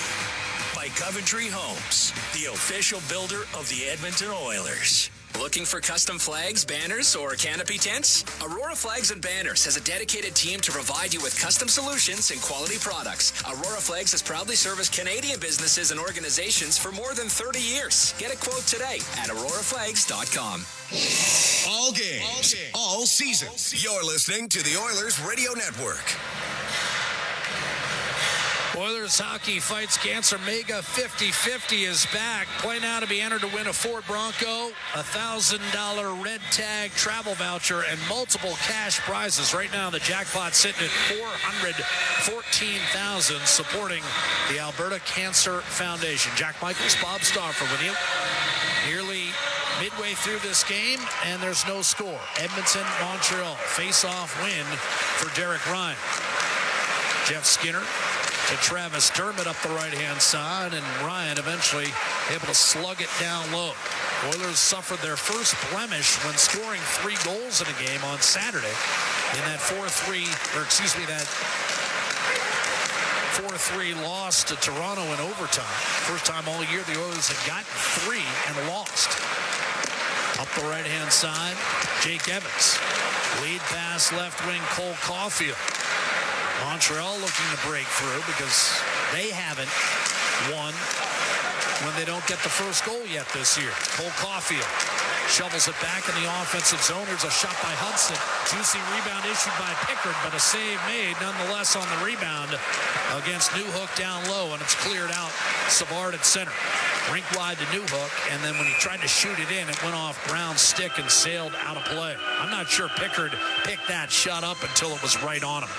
Might have been screened. I think we're at the stage here, Jack, where we need to see a change on the Oilers' power play. Evan Bouchard's a real good player. He's going to be an excellent offensive defenseman for a long time, but he's fighting it a little bit. And one thing about Mattias Ekholm, there's urgency in his game when he's on the ice. He puts pucks to the net. He makes quick decisions. The Oilers are way too passive.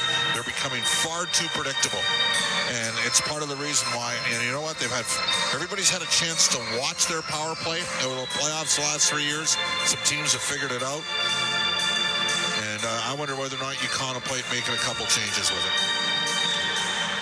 Face off to Pickard's right-hand side.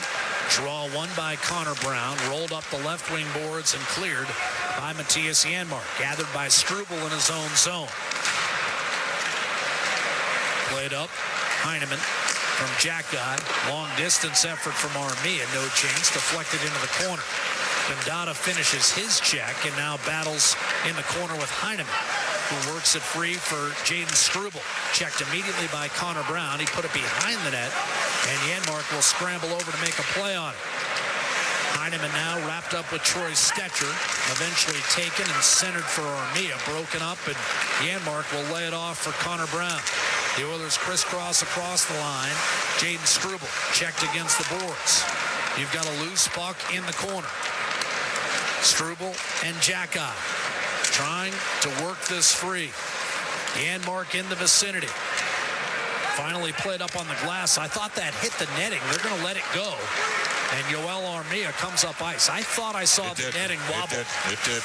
Here's Ekholm back in his own zone for Edmonton. Streaking down the right-hand side. He'll bank it off the wall. Flipped in by Nugent Hopkins. Montembeault to handle that puck. Put it up on the glass. McDavid could not hold the zone. Ekholm did. Deflected, and this one does crawl over the plexi into about the third row here at the Bell Center, which holds more than 21,000 for National Hockey League games. Cited the draft a couple years ago, and also the draft in 2009. The Oilers selected Magnus Bjarvi in the first round. 10:02 to play. Second period, no score. Face-off, Montembeault's left, off the draw. Won by Nick Suzuki. Nugent Hopkins there to deflect. Caden Goalie a clear back through center. And it's Suzuki. Left wing, Slavkovsky. His shot. And that was deflected high up on the glass. Held in by Matheson. Tried to cut inside, and Nugent Hopkins denied that entry. But the Canadians able to maintain the offensive zone.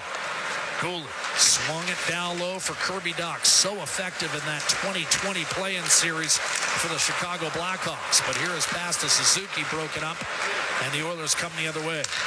Zach Hyman will dump it in. He's with Nugent Hopkins and McDavid. Canadians stagger their way out of their zone. Held in and ultimately shot in by Nick Suzuki. Bob was talking about Montreal's played a couple of these type of games this year. Lost 3-0 earlier this week Minnesota, but beat Toronto in the season opener 1-0. And now an offside whistled against Zach Hyman. And right now we've got a scoreless hockey game. Edmonton has outshot Montreal 16-10, but right now the Canadiens, I think, are in the midst of perhaps lulling Edmonton into a bit of quiet hockey. That's been the case for the last 3 or 4 minutes since Edmonton's last failed power play. The Oilers 0-for-3 with a man advantage tonight. We'll come back with more live second period play-by-play. It's Ford Dealers NHL Hockey, the Oilers Radio Network. Our people, our team. It's what business owners almost always say is their most important resource. But strong businesses don't just find great people. They make sure their teams stay healthy, engaged, and performing at their best. A benefits plan from Alberta Blue Cross is more than just drug and dental. They support the whole person with flexible coverage levels that fit the size and circumstance of your business. Find a plan that gets results at ab.bluecross.ca. When was the last time your electricity and natural gas provider made you feel like this?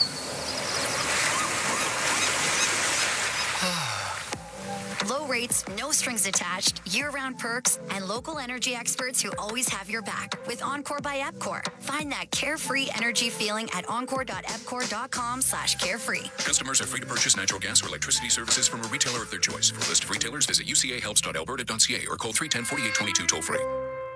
Looking for top-notch dry cleaning? Riverbend Cleaners in Edmonton have been family-owned for over 40 years. They're experts in tailoring, wedding gown cleaning, and leather and suede care. From coveralls to curtains to jeans and jerseys, they do it all. Enjoy the convenience of free pickup and delivery as well as corporate discounts. Trust Riverbend Cleaners for quality service that's been a local favorite for decades. Visit them at 560 Riverbend Square or call 780-988-6685. Riverbend Cleaners, where experience meets exceptional care. Listen on air, online, and on the Radio Player Canada app. This is the Oilers Radio Network. Jack Michaels, Bob Stauffer with you live from Montreal. No score, mid-second period. Bob, it's been evident through 31 minutes. The Oilers don't have it. What can they do to grind this one out? Put pucks to the net, Jack. Starts there. Face-off won by Draisaitl, shot in by Josh Brown. His first game as an Oiler, put it behind the net for Corey Perry. A backhander short side and a save made by Montembeault. Here's Draisaitl on the rebound. Snapped it out to Brett Kulak. Threw it across Ty Emberson. Draisaitl helped usher that along to Corey Perry, who turns and angles a pass back to Kulak. A drive and a save made by Sam Montembeault, and he'll squeeze that with 8:34 to go in the second period. Montembeault came in with a sub-900 save percentage, a record of 5-8-1 on the year. He had the one great start the year, then it's been tough going since then. But he's been better than the other guy. And if you talk to Montreal, they'll tell you Montembeault faces 7 or 8 terrific chances a period. Now, tonight, I would not say is one of those games. Montreal has given Edmonton some looks, but not 7 or 8 a period. The other guy Bob's referring to is Cade Primo. He's got a save percentage of .845 in his 4 appearances. Off the draw, Adam Henrique in the corner. Caulfield is able to dig that out and clear up the right-hand side. Josh Brown back in his own zone. Canadians have 2 goalies, NCAA products that they're working on. Here's a centering pass and a chance. But Caulfield had it blocked. And in position, Travis Dermott, his second key block of the night. Jeff Skinner steal, and the Oilers will break out. Skinner playing with Henrique and Brown as he dumps it in. And an attempted clear by Newhook is negated by Jeff Skinner. Shoveled down low by Henrique. Back behind the net, Skinner pounces on it. Could not get a clean shot away, and the Canadians able to get it clear. Caulfield to Newhook, and he'll snap it down deep. Getting a piece of it was Calvin Pickard. Tried to roll it in front, did Jake Evans. Taken away by Skinner. Now, Connor McDavid, left wing drop pass. Ekholm in over the line. You've got turning and giving is Nugent Hopkins, and a clean look for Montembeault as he catches Bouchard's changeup cleanly with 7:27 to play in the second period, and Bouchard gesticulating as though he expected a screen, or maybe he wanted to keep that puck a little bit lower. Yeah. Well, the guy that had the better shot opportunity there was Ekholm. but he was ambling on his offside. It was a difficult pickup for him to one-time it. Nugent-Hopkins will take the draw. McDavid and Hyman in the paint. Ekholm and Bouchard defensively. 7.5 to go, second period. Oilers and the Canadiens, a scoreless tie. The shots are 18-10 Edmonton. Nugent-Hopkins won the draw. Canadiens pick it up, and it's lifted safely back through the middle by Kirby Dach. Turned over to Matheson by Ekholm. Wristed down deep by Caden Goalie. Ekholm trying to seal the wall against Kirby Dach. Now Suzuki, a centering pass, and stolen by McDavid, who came all the way down low above the blue paint to take one away from Slavkovsky. Bouchard up the right-hand side. Effortless pass to Ekholm, dropped it off. Hyman, a snapshot off the pads of Montembeault. That was a good save. And Suzuki able to clear back through center. Slavkovsky will hammer it back in. Tipped away from Suzuki, held in by Matheson on his backhand. He'll take it behind the net, pursued by Bouchard and now Hyman. Instead, it's Caden Goalie. Tried to go down low with it for Slavkovsky, reaching out on a puck coming off the end boards was Pickard to put that puck to rest. 6.5 minutes to play in this second period, and it's still no score in Montreal. Oilers scratched out, what was it, 2-1 last year in this building. That was win number 10. Was it 9 or 10? 10 of 16. Right. 16 in a row, yep. Had they won in Detroit before that game? And then, Nurse scored in overtime, I think, in Detroit. Nurse scored in OT, and then Bouchard here at the Bell Center. Remember, Nurse gave it the 2 arm pumps. By the way, in case you missed some of the coverage from earlier tonight, Darnell Nurse, in Chris Knobloch's words, expected to be out 5 to 10 days. Draisaitl against Jake Evans. And my guess is, Bob, it may actually be longer than that because, of course, the Oilers then have that 5-day break after their game on Saturday against the New York Rangers. So maybe just err on the safe side, you give them a full 2 weeks off, and that's what would transpire if, in fact, that's the route they go. But Darnell, I'm sure he'll tell you if he passes the test, he'll want to play. Draisaitl off the draw, hits Podkolzin. Return to Draisaitl on the right side. A centering pass, deflected away. Good defensive play by Jake Evans, as Bob said. Solid two-way player. Corey Perry did well to hold the zone off to Vasily Podkolzin. Maybe his first goal in nearly 2 years will help break this scoreless logjam. But not here, as Montreal manages a clear inside the Oiler blue line. Josh Brown, Draisaitl to Podkolzin, and again back to Draisaitl. He'll take it hard behind the Canadiens' net. Checked off the puck by Condata, and it's reversed to David Savard. Montreal will reset while Edmonton changes it up. Lane Hudson fires it in, and now he'll change for the Canadiens. Long change in this second period, of course. Backhanded out by Janmark on a Montreal Canadiens dump in. And with 5.5 to go, Stetcher took a big hit from Condata. Got it in deep. No icing call. Struble looking for Armia. He's got him. On his backhand, he'll quickly swing it ahead for Heineman. And carefully backhanded in by Arbor Jacki. Behind the net, you've got an opening for Condata. Didn't do much with the puck. Heineman lost his stick, and here comes Janmark. Maybe a 3-on-2. Stetcher tried to give it back to Janmark, but that was broken up, and the Canadiens are back on the puck with Jaden Struble under control. Product of Northeastern University, grew up in tiny Rhode Island. They kept the wrong D from Northeastern. It's a guy playing in New Jersey now. Kovacevic? He's a pretty good D-man. I don't know. Pretty sure he's from Northeastern as well. You don't like Struble? I like Kovacevic more. Sent in by McDavid off the rush. Henrique shot and a save made by Montembeault up in that high blocker region. Cleared by the Canadiens and tossed back in by Ekholm. Montembeault was unable to get to it. Brown is there. McDavid a bit of a drive-by, and it's cleared by Josh Anderson. Ekholm over to Bouchard, and he fumbled it away. Here comes Christian Dvorak, gliding behind the Edmonton net, looking for a teammate. Coming wrist shot. Anderson had it blocked. Rebound. It's Evans. Nowhere to go with it. Caden Goalie. Punched forward by Anderson to Brendan Gallagher. Couple of 30-goal seasons on his resume. Little spin move, backhand across. Dvorak chipped it in front, and the Canadiens can't get a shot away. Here comes McDavid back through the neutral zone. Hands to Connor Brown. Puts the brakes on, gives it to his former junior teammate. McDavid gave it away. Steal by Gallagher.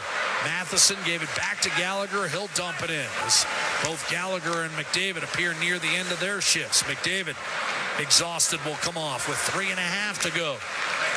In the second period, no score in the hockey game. Kulak to Nugent Hopkins. Play is ruled onside. Kulak will wind it around. Now you've got Draisaitl playing with Nugent Hopkins as Chris Knobloch looks for a combination that will wake the Oilers out of this reverie. Yes, they've outplayed Montreal, but still some urgency needs to be had. Here's Nick Suzuki rolling in for the Canadiens, who've been outshot 21-10 tonight, slapped wide by Kirby Dach, and that caroms off the corner boards, and now Zach Hyman skating hard. Down the right-hand side, Draisaitl, top of the circle, gets it back to Hyman, a shot, and that flew wide of Montembeault. Stetcher looking to get the Oilers on the board. Hyman behind the net. Drop pass for Draisaitl. Tried to feather it through. Intercepted and cleared by Slavkovsky. He'll get it back from Suzuki and take it in across the Edmonton blue line. Rides Emberson into the boards. Draisaitl chiseled it free. Stetcher up the boards. Not enough on it. Held in by Struble, who spins, tried to center, and that was broken up by Draisaitl.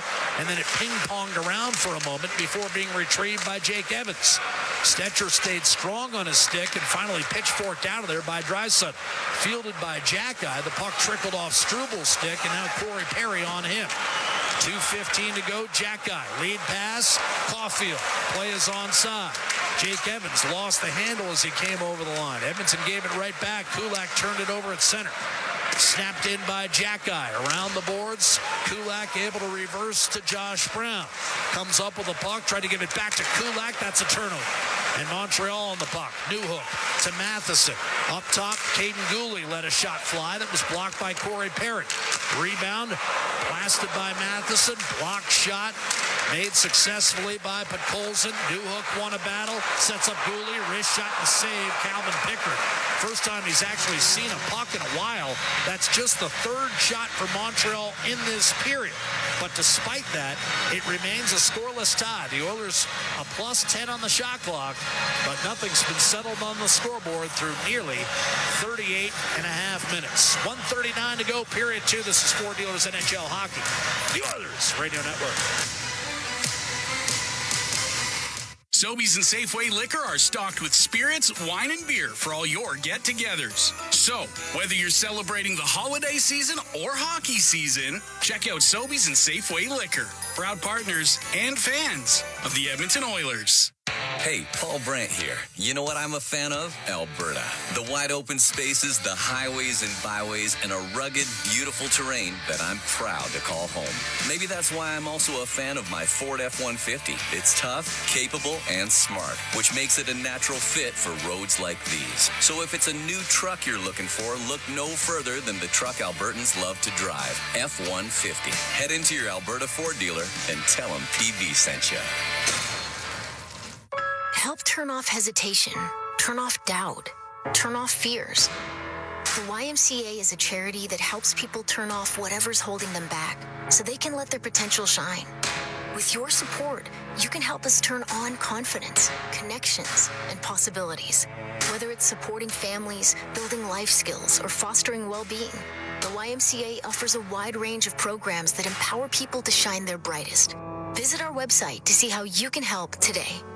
Sobeys and Safeway Liquor are stocked with spirits, wine, and beer for all your get-togethers. So, whether you're celebrating the holiday season or hockey season, check out Sobeys and Safeway Liquor, proud partners and fans of the Edmonton Oilers.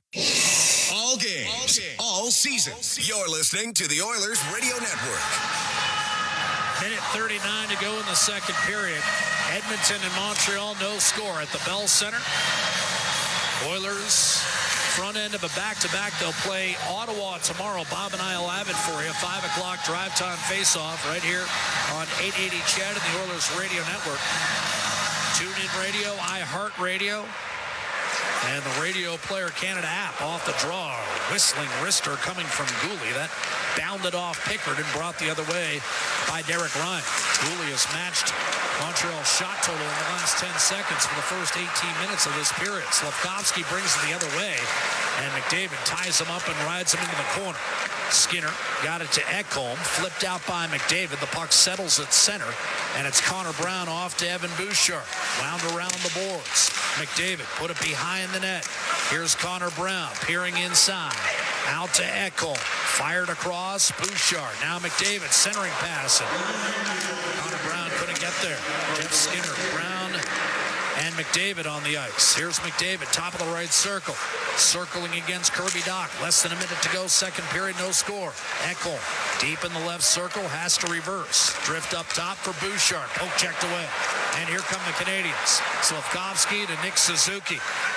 In over the line. Suzuki comes in 7 goals, 18 points.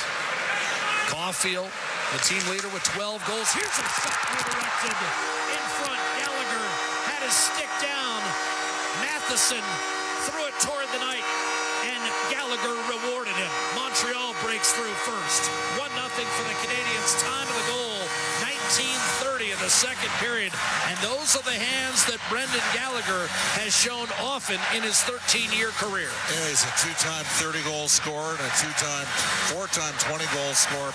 But they put it to the net. They didn't sit there and stay on the perimeter and make 19 passes and not put pucks on the goal. And they've got themselves a 1-0 lead. What's their record when they lead?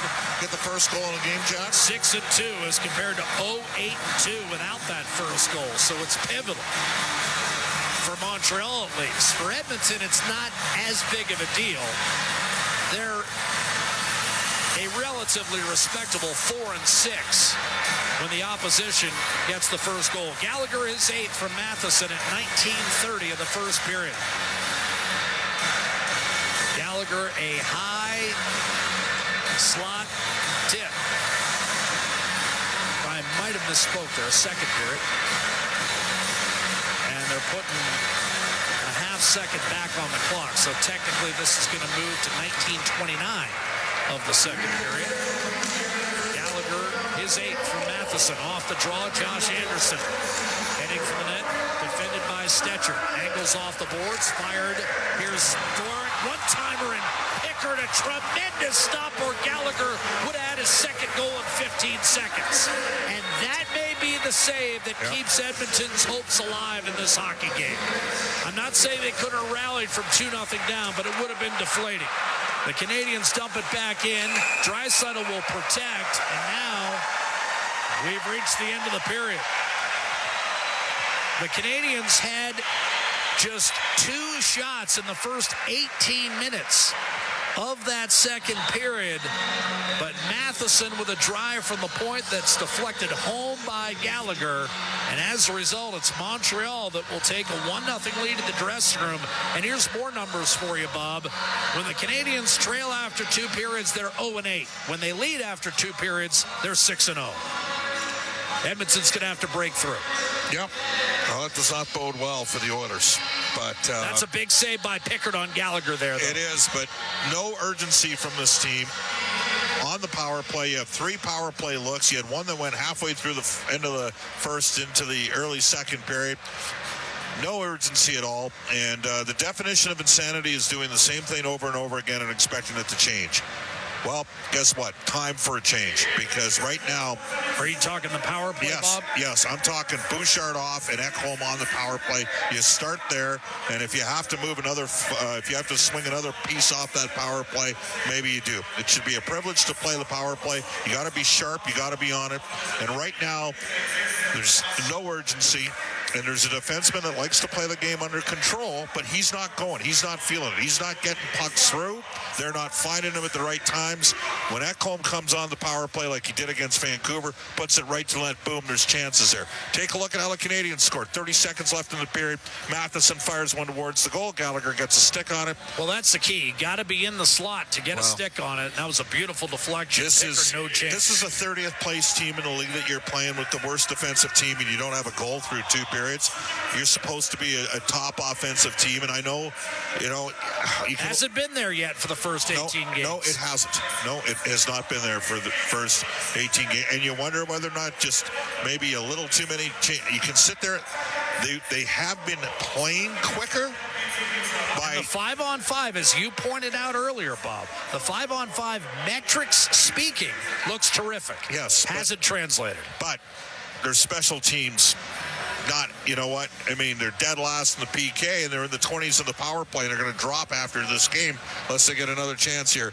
Very disappointing performance from Edmonton through 40 minutes, especially given the fact that they got a 3-1 power play advantage in this game.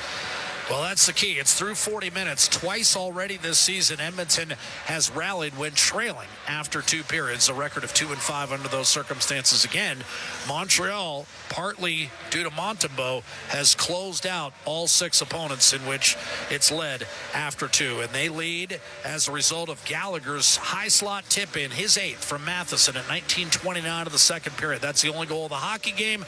The shots were 8-6 in the second for Edmonton, 21-14 in favor of the Oilers for the game, but Montreal got the last 4 shots on net in that final 2 minutes of the second period, and one of those went in against Calvin Pickard. 1-0 Montreal, and when we come back, more live coverage back in our 880 Ched studios. It'll be Bryn Griffiths and Rob Brown. This is Four Dealers NHL Hockey, the Oilers Radio Network.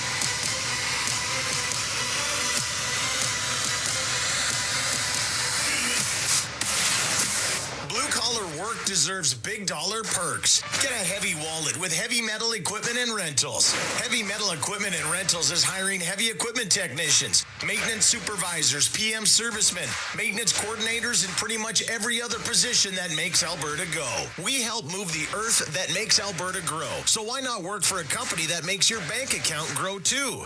Visit heavymetalequipment.ca to find your new career. Heavy Metal Equipment and Rentals, helping you move the earth. Stay connected with your community and enjoy the latest updates and exclusive access to concerts and events by becoming an 880 Ched Insider. Don't miss out on a single moment. Sign up now at 880ched.com and click on Ched Insider Newsletter to become a vital part of Edmonton's premier news and talk community.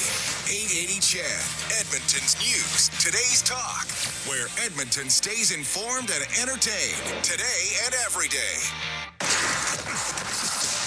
At the Intermission, brought to you by End of the Roll Flooring Centers. Let's get flooring. Boards fired. Here's flooring. One-timer and Pickard. A tremendous stop, or Gallagher would add his second goal in 15 seconds. Big stop by Calvin Pickard. That's our highlight zone, brought to you by Century Casinos. All in, all games, all season. Century Casinos with 3 great locations in Edmonton, in St. Albert, and right next door to the Edmonton International Airport. Welcome to the Winter Zone, and welcome to the second intermission, where the Montreal Canadiens, on a late goal by Brendan Gallagher, have a 1-0 lead on the Edmonton Oilers. Bryn Griffiths here, along with Rob. I got to tell you, Brownie, that was a tough one. That was almost a sleepwalking period, and you just knew it was going to boil down to one little break, but it was a nice deflection by Brendan Gallagher, who loves to score against his hometown. He does, and the Oilers controlled play again. I don't know what the final shots were, but the Canadiens, for a long time, were stuck on 2 shots through most of the period. But a couple big mistakes. The Oilers got a breakaway. Pickard was able to get in front of the breakaway shot and just goes wide. And then the Oilers do a bit of a crisscross in the offensive zone, and Evan Bouchard gets pickpocketed. And then all of a sudden the Montreal Canadiens get to come out, and that's when they scored. So the big mistakes that have cost the Oilers in the past, again tonight, for the most part, the Oilers have played well, controlled plays, had shots. But the one thing the Canadiens are doing, they are giving up shots, but they're not giving up second or third opportunities. There's not a lot of, in the crease type opportunities for the Edmonton Oilers. A lot of stuff is from the outside, and the Oilers aren't getting tips. They're not getting rebounds. It's just one and done. And if against a goaltender like Montembeault that's having a good night, you certainly want to get in his face and get second or third opportunities, because the things that he has seen tonight, he's been very good at. And he's seen a lot of it, too. The Oilers, by the way, out shooting Montreal through 40, 21-13, but that's a little deceptive. The one thing is, Bob was just pointing out, the power play looks like it's, like I said, it's got no interest out there. It's just, I can't even, I don't even know where to begin with that one. Do you want to dig in? Well, they're trying to create. There is movement. They've looked, Hyman's had a couple good looks. Bouchard's had a couple good looks. Nugent Hopkins ripped one off the crossbar. So they've had opportunities. The teams are pretty good at either being aggressive when they can, and then coming back to the house and just putting this wall up and forcing the Oilers to shoot from the outside.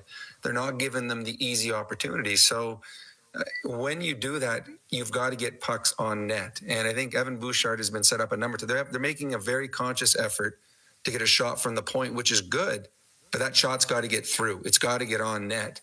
And I think Bouchard's had a number of shots that have hit sticks, hits pads, hit the boards, stuff like that. And when he hits the net, it creates chaos in front. When he misses the net, it allows the penalty killers an extra 4 seconds to regroup, catch their breath, and start to attack again. Ryan Nugent-Hopkins playing in game number 900 tonight, led the team with 3 shots in the first, picked up another one here in the second period, rang one off the bar, and that was early in the second period as well. Probably one of the better games I've seen Nuge play in quite some time. It's encouraging. Well, Nuge, the offense has dried up this year, but the other things that he's contributing are things that help you win hockey games: penalty killing, smart plays defensively, getting pucks out, getting pucks in. Eventually, the puck should find the back of the net for him. You saw there was a little frustration when he did hit the crossbar. He had a really good look. I think it hit the defenseman in front of him first, and then that just shot the puck up an inch or two higher and put it off the crossbar. Those were going in for him last year. So far this year, the puck luck has gone against RNH, but if the Oilers are going to win this hockey game, they're probably going to have to do it with a goal off their first or second line. They may be out of power plays for this game. They've had their chances. So they're going to need a 5-on-5 goal and look for Nuge or Hyman or Corey Perry, somebody on the top 2 lines to find the back of the net.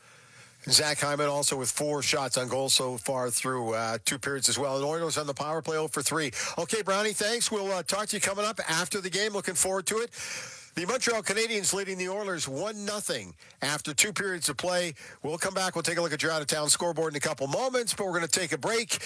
Yep. Yeah, it's going to be an interesting third period.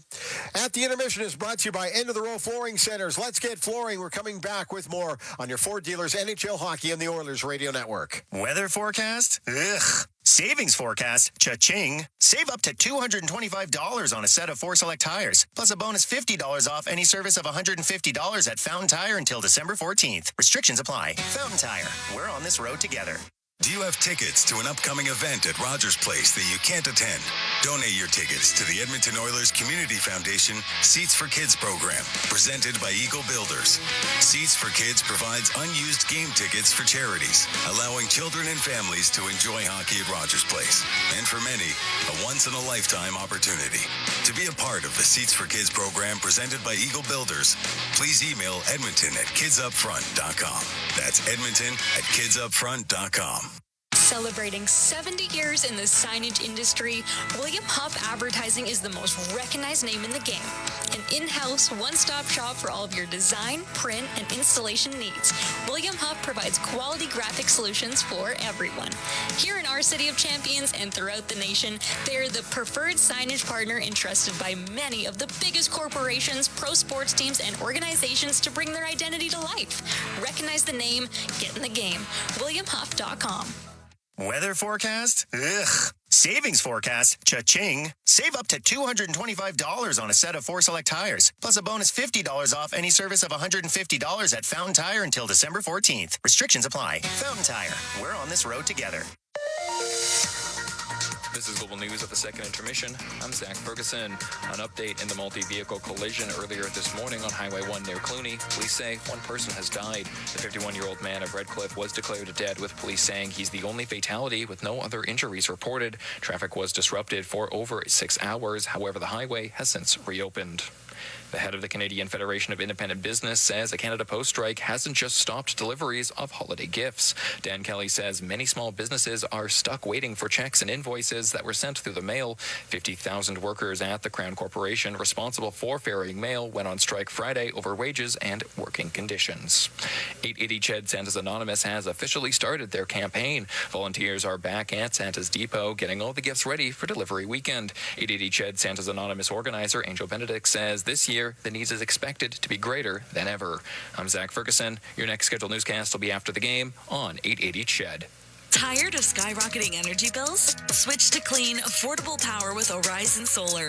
Whether you want to cut costs, go green, or increase your home's value, Horizon Solar has you covered with tailored solar energy solutions. With current government incentives, there's never been a better time to make the switch. Own your power, control your bills, live sustainably. For your free assessment, call Horizon Solar today or visit horizonsolar.com to get started. Horizon Solar, where going green makes sense. The Edmonton Oilers Community Foundation 50-50, presented by Rogers, is back and bigger than ever. The largest 50-50 in sports offers early bird draws, bonus raffles, and a main jackpot, which is growing by the second. With over $100 million invested across OilCountry, your support directly helps kids, families, and communities in need. Maybe you'll be our next winner. Get your tickets right now at EdmontonOilers.com and help make OilCountry a better place. AGLC license number 696879. Heard of Uline? You know, the have-it-all in-stock, ready-to-deliver shipping and industrial supply specialists. The company that does things for you that are unheard of, like keeping 41,000 items in stock in our own warehouses. With customer service reps on the line to get you what you need, when you need it, 24/7, 365, every time. Maybe you heard it here first. Want to hear more? Visit uline.ca. ULINE, your shipping and industrial supply specialists. At the Intermission, brought to you by End of the Roll Flooring Centers. Let's get flooring. Brent Griffiths back at Studio B in Edmonton after 2 periods of play. The Montreal Canadiens leading the Edmonton Oilers 1-0. Let's head off and take a look at what's going on around the league. Time for the out-of-town scoreboard, brought to you by Pizza 73, the official pizza of the Edmonton Oilers. They're into the third period. There's about 5 minutes to go in Boston, and it's not a good night for the Bruins on home ice. It is 3 goals in the first, 2 goals in the second, and it's 5-1 for Columbus leading the Bruins. About midway through the third period, and it's all Colorado Avalanche tonight. They scored twice in the second, once so far in the third period, and they lead the hometown Philadelphia Flyers 3-0. Other games in the second period, it is Anaheim in Dallas, and they've just scored again. So the Ducks now with a 3-0 lead with 5 minutes to go in period number 2. And in Utah, the Washington Capitals, Ovi's got another goal, by the way. It's 3-1 for the Capitals leading Utah. That one with 7 minutes to go in the first period. And coming up later, the Red Wings are going to take on the Sharks. That one is an 8:30 start Edmonton time. If you're wondering about what's going on with the Edmonton Oil Kings, they're back on home ice in the Western Hockey League tomorrow night. That's on Wednesday night, 7 o'clock start, and the Victoria Royals will be in town. And as for the Condors, they're playing tomorrow morning, 11:30.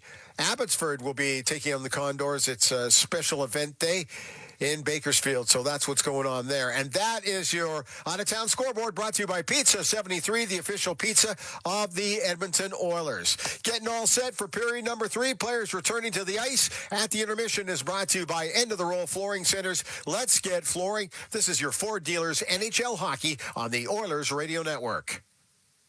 Hey, Edmonton. Big moves need big talent, and AMJ is your go-to partner. For all local residential and commercial relocations, AMJ delivers a smooth, stress-free experience. AMJ, your team for every move. Contact your local branch today. Legacy Heating and Cooling jingle auditions, take 1 for Gene Principe. Are you ready, Gene? Ready? I'm not just here to make a thermo a couple of bucks. I'd never just microphone it in. Take 1. Call Legacy. Call Legacy.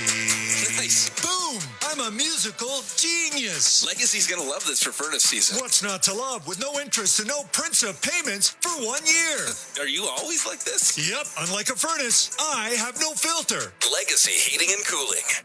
Looking for top-notch dry cleaning? Riverbend Cleaners in Edmonton have been family-owned for over 40 years. They're experts in tailoring, wedding gown cleaning, and leather and suede care. From coveralls to curtains to jeans and jerseys, they do it all. Enjoy the convenience of free pickup and delivery, as well as corporate discounts. Trust Riverbend Cleaners for quality service that's been a local favorite for decades. Visit them at 560 Riverbend Square or call 780-988-6685. Riverbend Cleaners, where experience meets exceptional care. Christmas is just around the corner.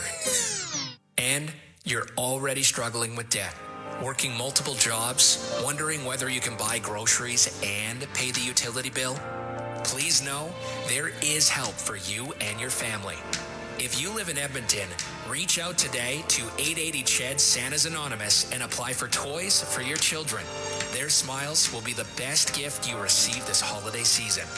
Please visit santasanonymous.ca. No one deserves to be a victim of domestic abuse. We know it can be difficult to leave, and many suffer in silence. If you or someone you know are suffering, it's time to speak out now. For help, visit acws.ca or call 911. Hey, Edmonton. Big moves need big talent, and AMJ is your go-to partner. For all local residential and commercial relocations, AMJ delivers a smooth, stress-free experience. AMJ, your team for every move. Contact your local branch today. What a night. How many drinks do I have again? 1, 2, 4. Yeah, I'm good enough to drive. It's only a few blocks. When you drink and drive, you risk not only your life, but the lives of others. There are many different options when it comes to getting home safe. Drinking and driving is not one of them. No matter how much you think you had, don't drink and drive. Listen on air, online, and on the Radio Player Canada app. This is the Oilers Radio Network. Oilers with 20 minutes to figure it out, trailing 1-0 in Montreal despite out-shooting the Canadiens 21-14. Jack Michaels, Bob Stauffer with you. Adam Henrique out for the third period, wins the face-off from Christian Dvorak. Henrique between Janmark and Brown. And you wonder whether on a night like this, maybe it's this line that produces the stuff of victory. Stetcher bumps it up. Henrique to Brown, one-timer, and that floated high and wide from Matthias Janmark. I'm not sure that puck was set level on the Bell Center ice. And then a darn up the middle, Josh Anderson won't get around Troy Stetcher. Boy, he played that wonderfully. Didn't take a penalty, and Connor Brown the other way for the Edmonton Oilers. Stetcher with an effective check on Josh Anderson, a much bigger man, slapped in by Kulak, and that will be a reset for Caden Goalie as Draisaitl has come out with McDavid and Hyman to start this third period 5-on-5. Chris Knobloch not wasting any time. He's going to the whip here to start the third. Slavkovsky will rattle it around the boards. No one was in the vicinity, and McDavid makes a routine drop-off to Hyman. He's stymied as he hit the line. He's got to come back on side. In the meantime, McDavid double-teamed, and Slavkovsky comes up with a puck. Fires it rink wide for Caden Goalie, and he'll slug it in from center. Pickard to leave it for Matthias Ekholm. Right-hand side, carefully spilled in by Hyman. McDavid after the puck. Matheson ushered on, but turned over by Suzuki. Draisaitl held the zone, put it off the boards. Matheson gave it right back, then Draisaitl tried a centering pass to McDavid, and an alert play by Goalie to intercept. Slavkovsky will carry it across the line for Montreal. Button hooks, waits for help, drops it off for Alex Newhook to the net. A good read by Calvin Pickard. He poke-checked that off the stick of Suzuki. No scoring chance. Corey Perry tugs it back through the neutral zone. Oilers need 35 shots, Jack, for me to win this game. They're at 21 right now. They didn't get a lot in the final 4 minutes of the second, as you know. Jack Hyde and Newhook got it in deep. Ty Emerson, the puck carrier, works his way through the neutral zone. He'll dump it behind the Montreal defense. Struble up to Cole Caulfield. Colson a steal. And he'll maintain possession in the offensive zone for Emberson. A shot, and that went off the pads of Montembeault. I'm not sure he ever saw it. Waved at, and Caulfield will pick it up at center. But Colson able to reel him in and just bump him off the puck. He has continued to play terrific hockey, even while not scoring. A clear by Perry. Armia, end-to-end, Bob. And Caulfield is not a guy who's known for moving slowly. Sent in deep by Hudson. Back behind the net, Heineman. Around to Yoel Armia. Coming off the left half boards, a quick dish down low. Heineman, sharp angle, and that hit the side of the net. They'll look to maintain in the corner with Armia. Pulled it free, did Armia. Had a shot blocked. Dermott blocked another one. And unable to thread it through was Kandata. Josh Brown, hard up the boards, but not hard enough. Held in momentarily by Kandata before finally being cleared by Dermott. Chipped over to Heineman by Hudson. He's thrust off balance by Josh Brown. Armia comes over. A wrap-up situation on Jeff Skinner to clear for Henrique. Brought in by Hudson. Wines fakes the shot. Forced down wide by Dermott. And he'll try to center. Deflected away from Gallagher. A second time. Nudged off the side of the net. And grabbed by Edmonton's Evan Bouchard. He'll toss it ahead for McDavid. Drops to Draisaitl. Trying to center. And that went through bodies in front. Hyman plowed into Montembeault. Crowd wanted goaltender interference. A blast by Ekholm. Way down because the net had been dislodged from its moorings, and that's a good call as Ekholm released the shot. Clearly the net was off. Hyman was run into from behind. There was no goaltender interference call, and now to make sure they get it right, Pierre Lambert will chat with David Brisebois. Oh, face-off's coming outside the line. Hyman just couldn't stop himself. That play emblematic of the Oilers' challenges on that night. On this night, they had a 3-on-1 there, Jack. He got bumped a little bit by Hudson, but you're right. His momentum was going to carry him in regardless. I mean, that could have been goaltender interference, quite frankly. Hudson didn't get much of him there. No, he didn't. I mean, as I see a second look at it, he got a healthy piece of Montembeault. What are you doing? By the way, we'll mention Kyle Dubas. The Four Nations Cup Jack is here, as you know, in February. Kyle Dubas, the president GM of the Pittsburgh Penguins, is here. He's part of Canada's Four Nations Cup team, and he's probably looking at Samuel Montembeault, who's played a heck of a game so far. Probably looking at Hyman and Nugent-Hopkins, too. Here's Slafkovsky up the right-hand side for Montreal. He'll send it down low. Kirby Dach run into by Evan Bouchard. Neither of whom have had the kind of start of the year they were hoping for. Here's a shot from the point by Goalie. Juicy rebound spilled, but he's able to clean up Calvin Pickard against Juraj Slafkovsky with 15:54 to go in the third. It's still 1-0 Montreal. Gallagher the only goal. Edmonton's getting outworked now, Jack. I mean, the Oilers dominated the first half of the game. They didn't score in any of their 3 power plays. By the way, you talk about how good their 5v5 play is. If you look at their scoring chances per 60 on the power play, it is way down. They're not getting puck. They don't shoot enough. And when they do shoot, it's too deliberate. And they're getting too many blocks. Adam Henrique with 4 minutes gone by in this third period. Wins the faceoff, pulling it back to Stetcher. Little give and go with Connor Brown, and it's Stetcher. Hard charging up to the red line. Brown hits the line. Drop pass, Stetcher. And it tied up. Newhook made the defensive play. Cole Caulfield brings it the other way. Newhook and Brown continue to go at one another as Caulfield throws a sharp angle chance toward Pickard. That's easily gobbled up with 4 1/2 gone by here in the third period.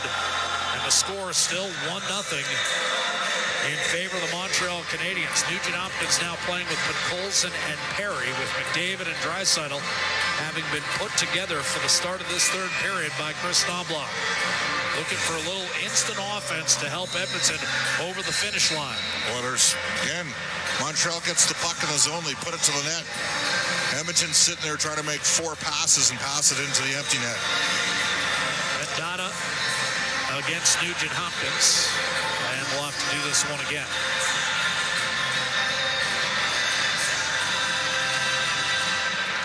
Candata won the faceoff, squirted through defenders.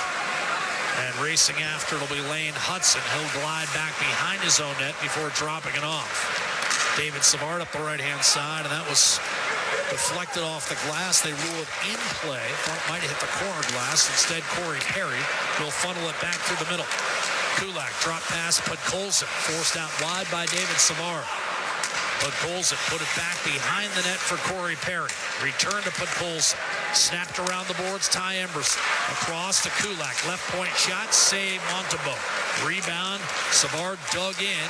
Candata ahead of Podkolzin on that puck. And now it's Savard finding Hudson for an outlet. Candata will shovel it in from center. Pickard leaves it for Ty Emberson. 1-0 Montreal. Brendan Gallagher, a high slot tip-in the final minute of the second period. Mike Matheson, the puck holder right now for Montreal, is the man who shot that puck. Caulfield, rink wide, looking for Jake Evans. Spun around the boards, and now knocked off balance was Newhook. Bouchard seems engaged as it's ripped around the boards. Matheson will step up. McDavid took it away. Draisaitl was checked immediately by Caulfield off the puck. Caulfield handed to Evans. Now Goalie, wrist shot, scored. 2-0. Caden Goalie's second of the year.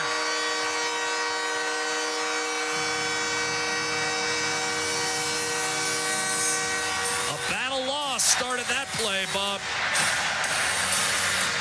It's been a poor performance from Edmonton tonight. Goalie, of course, finished up the Edmonton Oil Kings, the WHL champions in 2022, was the best of the Oil King first rounders at the Memorial Cup. We knew he was going to play right away. He activates, nicely worked around, and the Oilers are in a world of hurt here, down 2-0, and they don't look like they got any juice going at all. Caden Goalie's second of the year. And the Montreal Canadiens have a little insurance. A 2-0 lead off the draw. Gallagher pinballed one off the backside of Connor Brown. Josh Brown will back off. Dermott up the left-hand side. Icing will be waved off as Jacky on the puck for Montreal. Turned it over to Jeff Skinner. He cuts inside. Centering pass, Derek Ryan. Poke checked away by Sam Montembeault. And it's lofted back through the middle. Gallagher, wrist shot, muscle toward the net.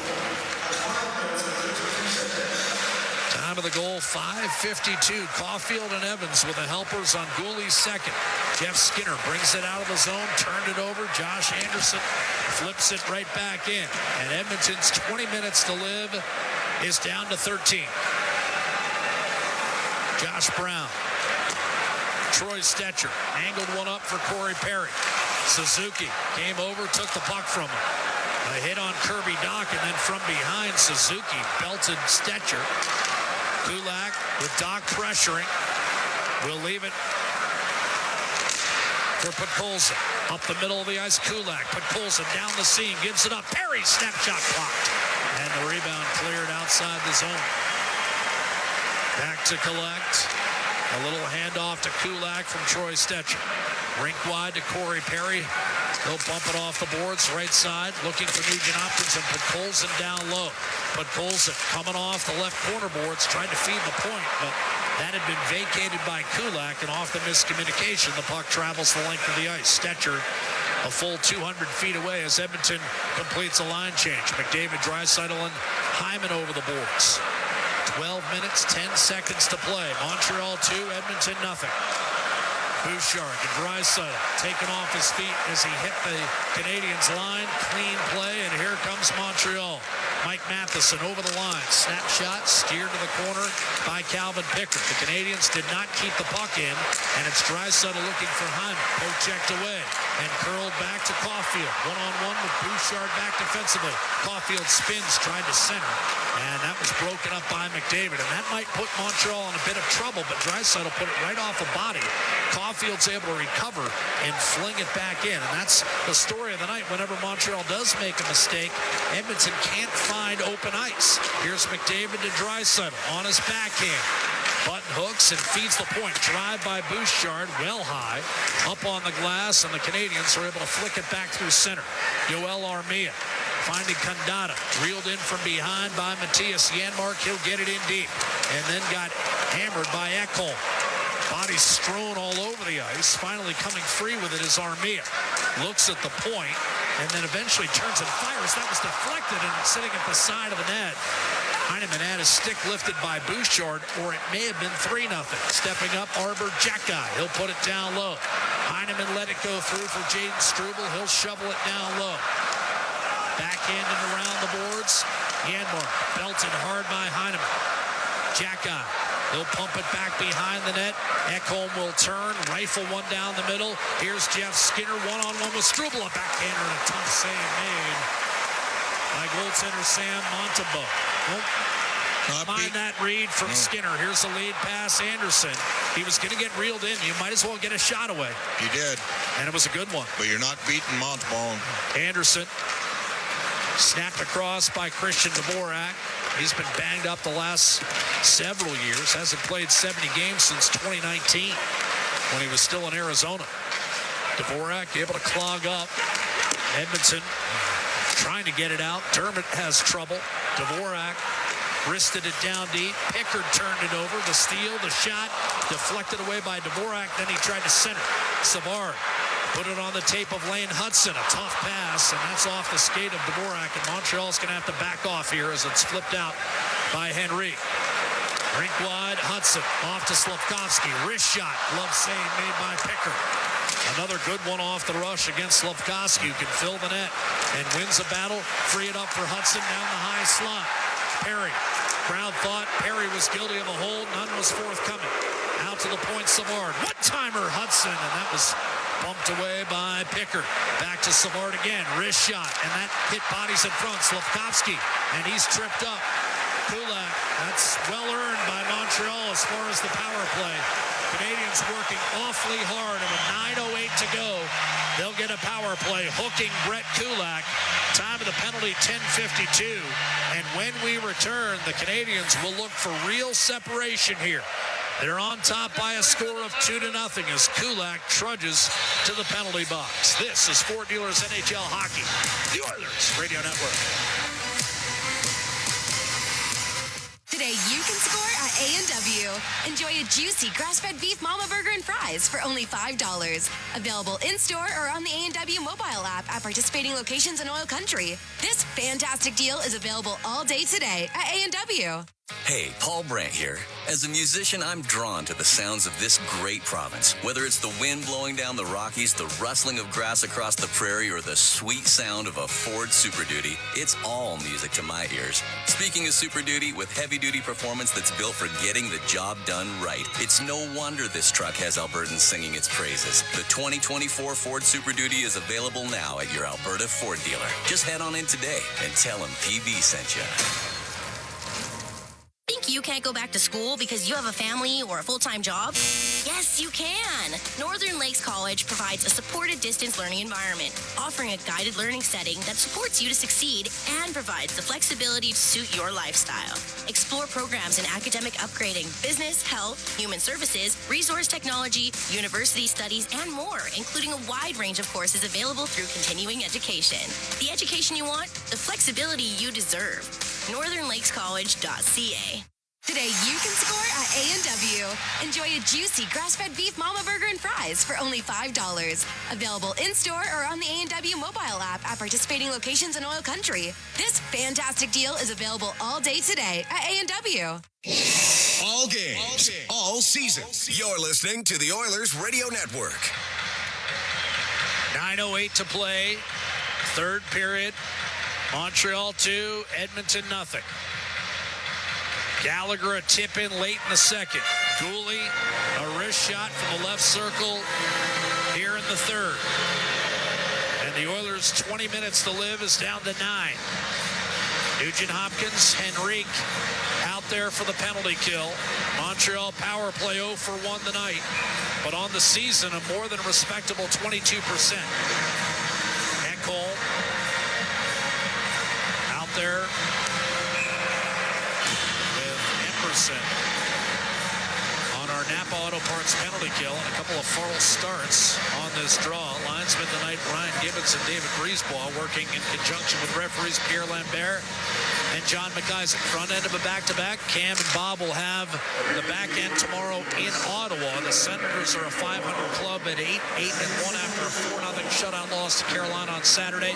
Cam and Bob will have the play-by-play for you on 880 Chat and the Oilers Radio Network, getting underway at 5 o'clock. That's your drive time face-off as Montreal moves in right to left on the power play, and a puck deflected by Ekholm ends up climbing over the plexiglass with 8:45 left in regulation. Canadians have given up 2 shorthanded goals this year, and if you're ever looking for a worm turner, that might be just it. I don't know. I mean, Janmark and Ryan are next over the boards. Do you put McDavid and Draisaitl out next? Well, you got to change the complexion of this one. I might make the same argument on the power play. Ryan wins the face-off. Maybe the time has come to change the power play around. Well, obviously the penalty kill has been rolling 9 in a row, but just in terms of the game situation, you're down 2-0. Matheson will bring it in. He's tripped up by Dermott. Montreal does not get a call there for a 5-on-3. Instead, it's Gallagher from behind the net, locating Nick Suzuki. He's got it top of the left circle. Caulfield, Suzuki, Slavkovsky, Kirby Doc. Top of the right circle. Little surprised Montreal doesn't have two defensemen on the ice right now with a 2-0 lead. Matheson high slot. I guess no guts, no glory. You got to play to win. You can't play to just hold on. Suzuki to Doc. And now Lane Hudson has come on. Edmonton wanted too many men there. Suzuki, snapshot, save Pickard, and he held long enough to get the whistles that appear to be ready to squirt loose. 7:51 to play in the third period. I think if your penalty kills struggled the way Edmonton's has, maybe you think to yourself, let's just keep going with who's got us on a 9-9 run here. Well, the other thing is you do keep McDavid and Draisaitl fresh for the last 7 minutes, where presumably they're going to play 4.5 of those 7 minutes at a bare minimum. Face-off win for Henrique. He and Nugent Hopkins to finish up on this PK alongside Ekholm and Emberson, who clears length of the ice. Montreal time for one last rush on the power play. 7.5 to go in the hockey game. The Canadians lead by a score of 2-0. Edmonton shut out a couple of weeks ago by the New Jersey Devils. Montembeault again shut out the Maple Leafs 1-0 on opening night. He was brilliant at 40-plus saves. He hasn't had to be as brilliant tonight. No. Gallagher, Heineman, Newhook, Armia. Played back behind for Gallagher. Power play about to expire here. Snapped out. Hudson waits. Dishes off. Armia looking for a lane. Pulls the trigger left circle and a save made by Calvin Pickard. Edmonton's back to full strength. Make it 10 in a row for the Napa Auto Parts penalty kill. Newhook tries to borrow inside of Ekholm. Nugent Hopkins slashes it free. This may be icing here. No, they'll wave it off. Canadians none too happy with that. Leisurely back to pick it up, Matheson. And now Montreal looking to kill some time here, Bob. They're in no hurry, especially with Draisaitl, McDavid, and Hyman on the ice. Shoveled in by the Canadians. Reaching the puck first is Christian Dvorak. Around to Jake Evans. Evans centers it. Dvorak just missed getting a tip there. Draisaitl getting worked over by Josh Anderson. Of course, the best medicine if you're Montreal is to force McDavid and Draisaitl to defend. A puck cleared down the middle. Again, no icing as Goalie trying to shield Hyman from that puck. He did so successfully, and Anderson was able to tuck it past Troy Stetcher. They'll wave off icing coming this way now as Edmonton back together. Since the 1-0 goal for Montreal, it's been all Canadians. The Oilers have been second best on pucks. Here's Corey Perry. Battle won by Jack Guy. That'll be spun toward the goal line. Just enough draw on it to lie dead near the goal line, and we're down to 5:40 to play. And the Canadians' lead is still 2 goals. Stetcher up the middle. Bump free. Trying to get there was Doc. Against Corey Perry, he did. Jack Guy got himself in trouble on his backhand. He had the whole room on the other side, and now Ekholm takes a shot set up by Perry. That was blocked. Rebound rattled around. Doc won a battle with Derek Ryan, and the Canadians come up ice right to left. Another case of Montreal making a mistake and Edmonton not capitalizing. Jack Guy gave Edmonton second life on that shift. We're down to 5 minutes to play. Kulak having the table set for him by Pickard. He'll rush in, poke check by Jake Evans. Loose puck at center. Brown got it back from Newhook, and then it was flipped across. Kulak with Derek Ryan, a wrist shot and a blocker save made by Montembeault. And that hops out of play with 4:52 remaining. Edmonton's 20 minutes to live has dropped under 5, and the Oilers have been outshot in this third period by a count of 11-6. The score, 2-0 Montreal. We'll be back with a final 4:52 of regulation at Sport Dealers NHL Hockey. The Oilers Radio Network. OilCountry, the ultimate Oilers watch party happens all season long. Attend Molson Canadian Oilers Game Day live throughout the season for your chance to win 2025-26 Edmonton Oilers season seats. Be there for the next Game Day live Fight Night for your chance to win a trip for two to watch the Oilers play in Chicago. Join them November 19th at Sherlock Holmes Pub North. For the full event schedule and to RSVP to the ultimate Oilers watch party, visit OilersGameDayLive.com. When the Oilers are on the ice, the big hits are a part of the game. But they shouldn't be a part of your drive. If you've been injured in a car collision, let James H. Brown & Associates and their over 200 years of combined injury law experience help you. Locally owned and proud Edmonton Oiler fans, James H. Brown & Associates is ready to support you with their unrivaled experience, unrivaled results, and unrivaled commitment. When accidents happen, head to jameshbrown.com. It's game on at City Ford. With an all-star lineup of 2024 Ford favorites, save up to $5,000 on Escapes, up to $8,000 on Bronco Sports, and up to $16,000 on F-150s. Plus, find 0% financing options available on all 3 vehicles. Score an all-star deal today and spin and win an iPad, Oilers merch, Costco card, even a trip to Vegas. Visit City Ford on the St. Albert Trail. Listen on air, online, and on the Radio Player Canada app. This is the Oilers Radio Network. Face off right side of Sam Montembeault. And the net is empty. Chris Knobloch is going 6-on-5 here with 4:52 remaining. Draisaitl with McDavid and Hyman in the low slot. Bouchard up top. Ekholm at the left point. Nugent Hopkins on the left half boards. Try not to get Gray out of the circle here, fellas. 2. Draisaitl taking the draw against Jake Evans to the right of Montembeault. Oilers down 2 with less than 5 to go. Off the faceoff. Again, it went off the skate. Draisaitl actually won the draw. It's wristed down the middle and missed. As Mike Matheson was trying to really put the dagger in, and you go for that. Probably, yeah. Well, I get it. You're up 2, but I'm not sure I'd go for it with 5 minutes to go. I think you go for it if you're up 2 with 2 minutes to go. I'm not sure you go for it there. How about try winning a puck battle in the ozone when you get a face-off win? Start there. The Oilers haven't won a puck battle last 15 minutes of this game. It's killing. Face-off won by Jake Evans. Hard rim by Matheson. Suzuki did not get it out of the zone, and Hyman will direct back behind the net.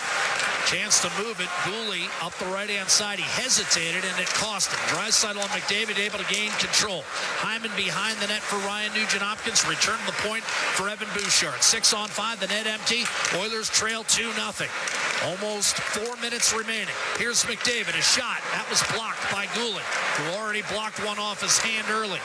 Now it's Ekholm. He'll walk the line, high slot, move it to Bouchard. Montreal will allow this all day. Here's Bouchard. Down low, finally, right corner for Leon Draisaitl. Surveys, shoots, and that went off the skate of Matheson, who bumped it loose. He turned, didn't move the puck. Then it's chipped off the board safely out by Nick Suzuki. Ekholm to Bouchard. He'll hit center, and now the Montreal line. He parts the seas, dropped it off, got it back from Hyman and over to Leon Draisaitl. Now Ekholm high slot. He shoots, and that was deflected over Montembeault. Goalie looks to clear, can't do it. Not enough on that. Draisaitl able to pick it off in the right corner of the offensive zone for Edmonton. Out to Ekholm. He walks the line. McDavid heads for the net. Draisaitl turns, shoots, and a save made by Montembeault. Good reactionary stop as Draisaitl tried to fool him. Here's Ryan Nugent-Hopkins, left circle. Down low to McDavid, behind the net. McDavid gliding in front, tipped and cleared by Montreal. Lofted, dead center, empty netter. The Canadians extend to a 3-0 lead with 3:08 to go. Just trying to get it out. Jake Evans put enough loft on that for it to land softly and straight. And it rolls into the back of the net for his 4th of the year, and more importantly, likely the decisive strike in this one. 3-0 Montreal. Well, again, Edmonton had chances with the net empty. Never got the puck to the net because they're not desperate. Sitting there on the perimeter, don't put anything on goal. Evans picked up his 100th NHL point on Saturday in the win over Columbus, and he likely seals this one with an empty netter. You don't put any chaos on the opposition, put them under any duress whatsoever. David Savard a blast, and that's a save for Calvin Pickard. Rebound Arbor Jekka. Put behind the net for Brendan Gallagher. Loose in the corner. Anderson reaching, finding, off a Jackie's skate. Here's Corey Perry up the left-hand side for Podkolzin. Hard net drive. Podkolzin taken down. No penalty was called. Left behind the net, Corey Perry. There's still traffic in the crease of Montembeault. Podkolzin isn't out of there yet. The Canadians come up with a loose puck, and it's Christian Dvorak who will skate it up to the red line. So it appears as though Edmonton's 4-game unbeaten streak in regulation will come to an end. They've been 3-0-1 in their last 4, but they're likely going to drop to 9-8-2 with the 8-8-1 Senators waiting tomorrow. Drop pass, Adam Henrique. Brown a shot, gloved cleanly by Sam Montembeault, and now it seems like the only lasting suspense in this game will be whether or not Montembeault can complete the shutout. He stopped all 30 shots that have come his way.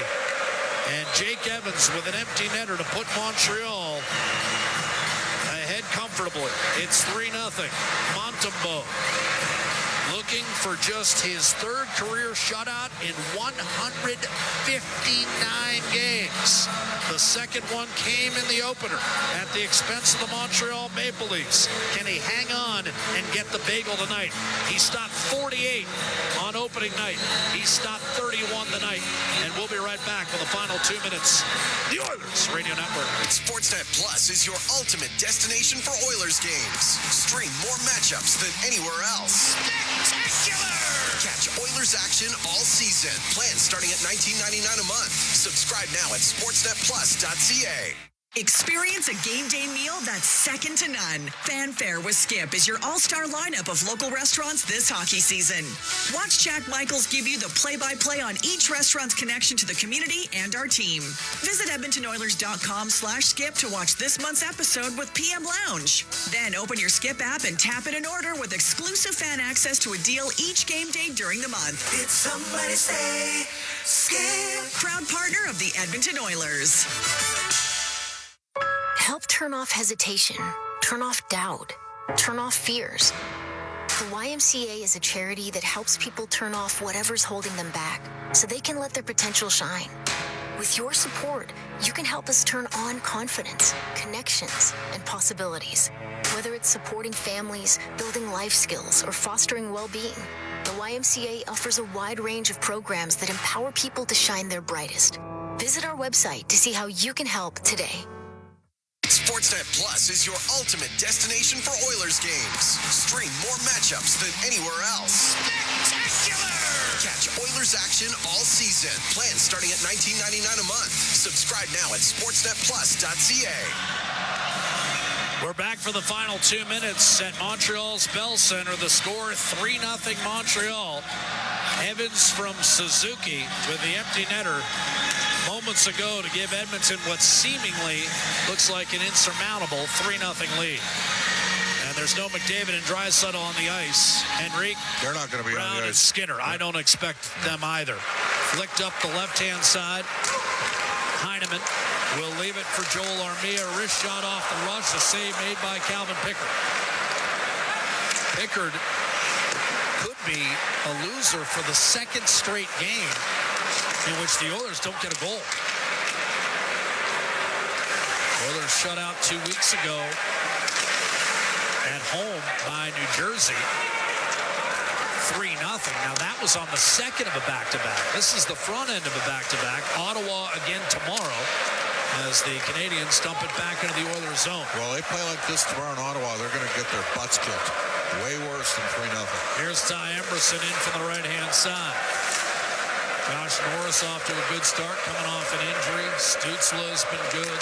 Kachuk, the usual suspects for Ottawa. But again, another team that's had a tough start, and that's been their problem the last 5 years, Bob. The Senators have gotten off to some miserable starts. And like Montreal, they had a little more expectations coming into this season. A steal by Armia and a flip back through the middle of the ice as the Oilers never really threatened Montembeault. working the perimeter, and now Brett Kulak, with less than a minute to go, will control on his own end for the Oilers. But Colson building steam up the left-hand side, in over the line. Boy, you'd love to get him off the schneid. Hasn't scored since March of 2023. Threw it around the boards for Kulak. Sometimes a goal in the waning moments of a night like this can salvage something long-term. Suzuki will chip it softly to Struble. Up the middle of the ice, Josh Brown with the interception and the dump in. Arbor Jackeye will pick it up for Montreal. Slavkovsky carries it to center. 10 seconds. Evans did not get it in as deep as he would have liked.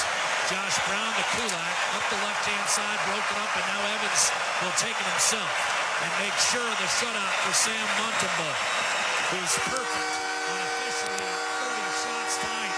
Your final score, Montreal 3 and Edmonton nothing. Well, the Oilers lost momentum in this game on a moribund, predictable power play that refuses to play with any sense of urgency. That's why they lost the game. They had 3 power plays. The midpoint in the game, the Canadians put a puck to the net.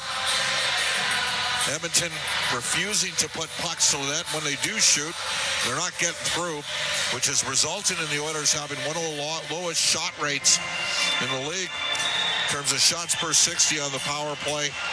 And unfortunately, it's happened 3 or 4 times this year where Edmonton's lost momentum in the game. And the Canadians got one late in the second, and they were best on pucks the entire third period. Jack shot Edmonton 13-9, and the Oilers were the team that was trailing. They should have been the more desperate club. The Oilers got their asses kicked in the third period. I'm sorry. That was not a pretty performance. They lost a lot of one-on-one puck. But Colson might have been their best player tonight. He at least was able to get some puck retrievals going, but way too easy of a night for Montembeault. And the end result is the Oilers with a underwhelming, disappointing 3-0 loss tonight. Look, I get it. During the course of the season, 82 games, you're going to have 5 or 6 games like this, but the Oilers got to start getting going here. Not good, not tonight. If they want to avoid what's plagued them the last couple years, is having to, mount that massive second half push, which can have lingering effects as you get to the playoffs because some of your guys are overly taxed. Yeah. And right now, Edmonton, look, is it anywhere close to the start last year? Yeah, but they don't. No, it is not. It isn't, but they don't have as good a team as last year. I'm just going to say that right now. They had a secondary wave of players that, frankly, should have played a couple more guys more, like Dylan Holloway. They had guys that could push the pace further down the lineup. They don't have that right now. Fogle and McLeod, at any time they could put them with Leon for 4 or 5 games and give teams a different look. And so the end result, and now they go to Ottawa, which is a completely different team than the Montreal Canadiens. But like Montreal, the Senators did not make any changes in the offseason. This is basically the same Ottawa club we've seen the last couple of years, and they're off to the same kind of sputtering start. And part of the reason they're having trouble, Bob, is the one guy they did add, Linus Ullmark, has not been that good to this point this season. Give me your scouting report. Well, the numbers speak for themselves. The last 3 years in Boston, he was .917, .938, .915. He's at .890. Forsberg's been the better of the 2 goaltenders. Ullmark with a -2.4 goal share. Jake Sanderson had a big... Which means -2.4. He's given up 2.4 more than expected. Yes, and then you look at Jake Sanderson. He's -10 this year in the back end. Shabbat's kind of wrestled some things down, but those guys are both playing 23 minutes a game. Kachuk, the only player in the league the last 3 seasons with 30 goals and 100 penalty minutes. He's going to be ready to go. And they got smoked in their last game, too. So they're going to be wanting to add to Edmonton's misery here. So we'll see what happens. But they've got a really good power play that's clicking at 27.6%. They got a positive goal differential. Edmonton is now -10 on goal differential. And what are we now? We're sitting at 19 games into the season. And I'll tell you, it's this one for me is really disappointing. I expected a infinitely better performance than what we saw tonight. I'm going to be very intrigued to see what if they say anything, what the post-game comments are. I mean, more disappointed than the 0-3 start. Why does this game irk you? The game against Chicago, Calvin Pickard had a tough game in goal. Okay, he didn't have a very good start. Who did they lose to in the third? Calgary, second of a back-to-back. All right, well, he came back and beat Calgary was on the second of a back-to-back, too. Yes, they were. 30th place team in the NHL. And a team that's given up the most goals against in the league, you can't score one, right? It's almost like they thought it was going to be easy. Well, we'll just show up and pass the puck around. And I'm sorry. I don't know if there needs to be soul-searching with a veteran team like this. But right now, they look like they lack jump. And, Jack, frankly, I'm going to go back to what I said. The definition of insanity is doing the same thing over and over again. I'm expecting it to change. I would change an aspect or two of the power play, at least one. I put Ekholm. The problem is Ekholm's playing first unit PK as well. But Evan Bouchard doesn't have it right now. He's not feeling it. Just give him a little bit of a break for a couple games. Throw Ekholm in there. Is this 11-7 alignment playing any havoc, do you think? Well, it's 3 games in a row now. Yeah. Well, you made a decision to carry Evander Kane on your active roster and the reality is you could have punted it down the road for when he returned and made some moves in and moved a body out or two, and they've been just short of forward. They don't have any. The other thing is, who would they recall? Pajula? Maybe Philp at this stage. Those would probably be their 2 best bets. I don't know. All I know is this team looked like, you know what? This team looked like it's lacked jumps, and there's a lack of options too. Like, is it best case scenario that you got a 37 and 39-year-old that probably should be alternating between Derek Ryan and Corey Perry on a nightly basis? But they were the least of the Oilers' problems tonight. It was their top guys that really struggled. He's Bob Stauffer. I'm Jack Michaels. The final score tonight, 3-0 for the Montreal Canadiens. Gallagher, a high slot tip in the final 30 seconds of the second period, turned out to be the only goal that Sam Montembeault would need. He pitches a 30-save shutout. And again, it's the 4th career shutout in Sam Montembeault's career. He's in his 6th NHL campaign. He improves to 6-8-1, stopping all 30 shots he faced. Goalie tacked on some insurance 6 minutes into the third period, and Jake Evans added an empty netter for Montreal. Calvin Pickard saddled with the loss. It's the second straight loss he's suffered when the Oilers haven't scored. In between, of course, he got a win over the Nashville Predators, but he also saw his team shut out 3-0 2 weeks ago on home ice by New Jersey. His record falls to 4-3. He stopped 24 of 26 shots tonight. Stuart Skinner will get the call in net tomorrow when the Oilers, who dropped to 9-8-2, will take on the Senators, who will check in with a record of 8-8-1. They were shut out in their last game by the Carolina Hurricanes. Meanwhile, Montreal, as Bob mentioned, tied for basically 29th in the league coming in, 30th in goal differential, 31st in goals against, dead last in shots for, and yet it's the Canadiens who hold on for a 3-0 win, improve their record to 7-10-2, and they'll send Edmonton to Ottawa on the heels of a tough shutout loss. Final score, 3-0 Montreal. Cam and Bob will have the game tomorrow. That's a 5 o'clock start from the nation's capital. 5 o'clock Mountain Time is your drive time face-off as the Oilers and the Senators hook up. Until then, for Bob Stauffer and Bryn Griffiths, as well as Rob Brown, I'm Jack Michaels saying good night from the Bell Center in Montreal.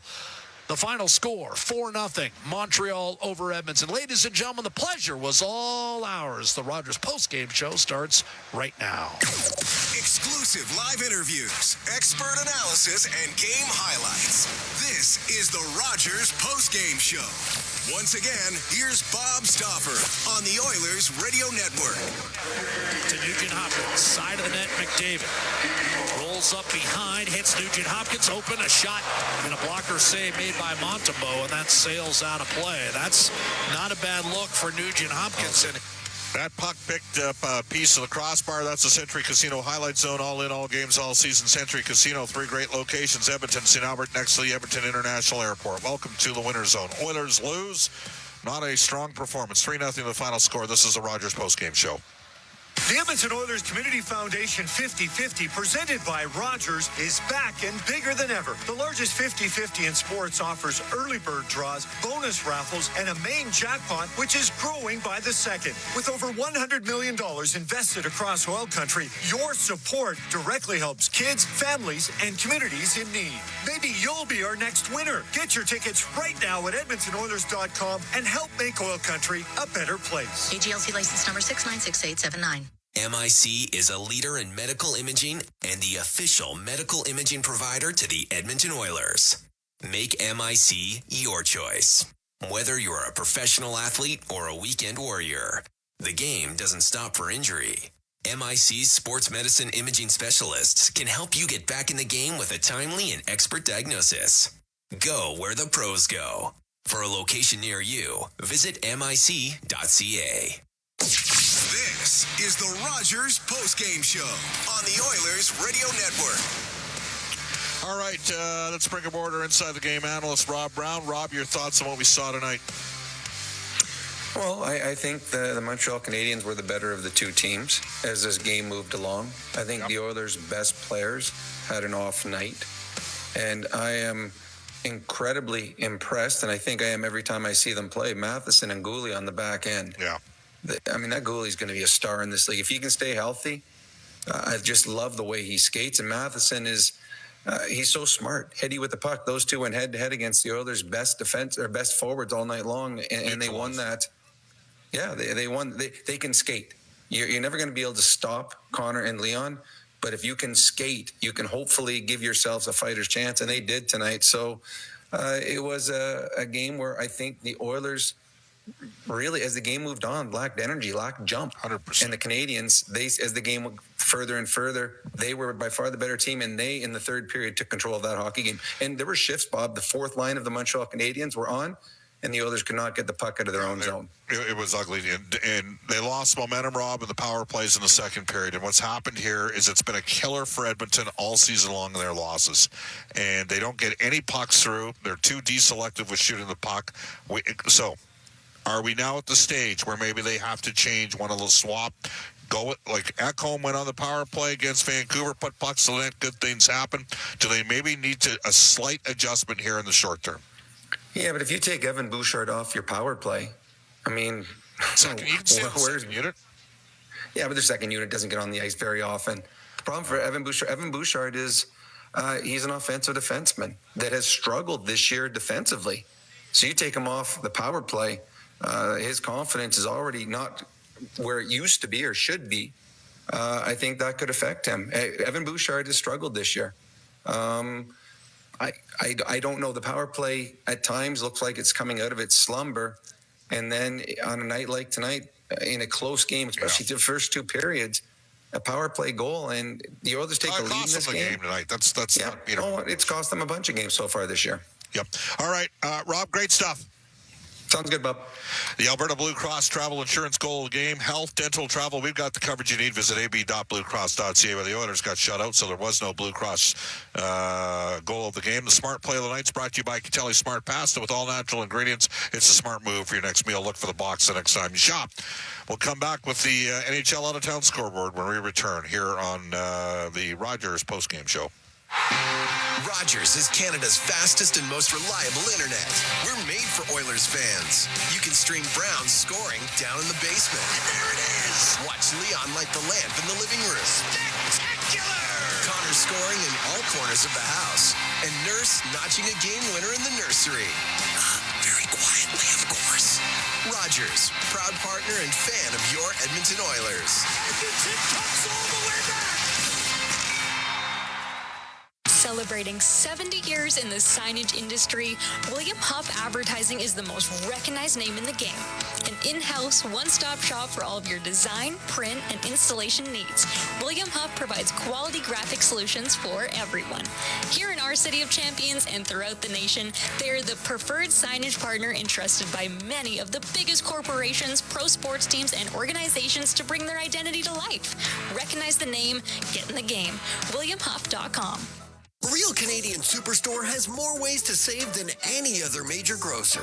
Check out their weekly flyer for PC Optimum offers, deals on club size, no name, and always low-priced everyday items. Visit in-store to find everything from fashion and home decor to toys and electronics. And don't forget their new Fresh Promise on produce. If your produce isn't fresh, they'll replace it and refund it. There are so many ways to save at Real Canadian Superstore. See their flyer for details. You're tuned in to the Rogers Postgame Show on the official voice of the Edmonton Oilers, 880 CHAD, and on the Oilers Radio Network. To the out-of-town scoreboard for Pizza 73, Columbus beats Boston 5-1, Colorado 3-2 over the Flyers. Anaheim is up 3-2 on Dallas. In Dallas, it's late in the third period. Meanwhile, Washington has had a very good season, 4-1 leaders in Utah. That's in the second period. Later tonight, Detroit at San Jose. The Edmonton Oil Kings on Wednesday host the Victoria Royals at Rogers Place. The Bakersfield Condors have a matinee game tomorrow in Baco against Abbotsford. Here at the Bell Center, the Canadians took the game over late in the second period, and they deserve the victory. They got it 3-1 the final score. This is the Rogers postgame show on the Oilers Radio Network. Today you can score at A&W. Enjoy a juicy grass-fed beef mama burger and fries for only $5. Available in-store or on the A&W mobile app at participating locations in OilCountry. This fantastic deal is available all day today at A&W. Think you can't go back to school because you have a family or a full-time job? Yes, you can. Northern Lakes College provides a supported distance learning environment, offering a guided learning setting that supports you to succeed and provides the flexibility to suit your lifestyle. Explore programs in academic upgrading, business, health, human services, resource technology, university studies, and more, including a wide range of courses available through continuing education. The education you want, the flexibility you deserve. NorthernLakesCollege.ca. Today you can score at A&W. Enjoy a juicy grass-fed beef mama burger and fries for only $5. Available in-store or on the A&W mobile app at participating locations in OilCountry. This fantastic deal is available all day today at A&W. Molson Cup 3 Stars, presented by Molson, the official beer of the Edmonton Oilers. Whether it's Canadian, Ultra, Export, or Excel, or is a Molson with your name on it, must be of legal drinking age. Brendan Gallagher scored a goal tonight, his 8th of the year. He's tonight's third star. Caden Goalie, the former Edmonton Oil King, tonight's second star. Samuel Montembeault is tonight's first star. He had 30 saves for a shutout. Very easy workload, in my opinion, for that shutout. Rogers postgame shows heard following each of our NHL broadcast. Oilers return to action tomorrow night against Ottawa. For my play-by-play partners, Jack Michaels, who called tonight's game, Cam Moon, who's got the call tomorrow night, Rob Brown, Bryn Griffiths, Brendan Escott, studio producer tonight, Kellen Kennedy, and our engineer, John Collett, here in Montreal. So long. Oilers' 4-game undefeated streak comes to an end. Not a strong performance to say.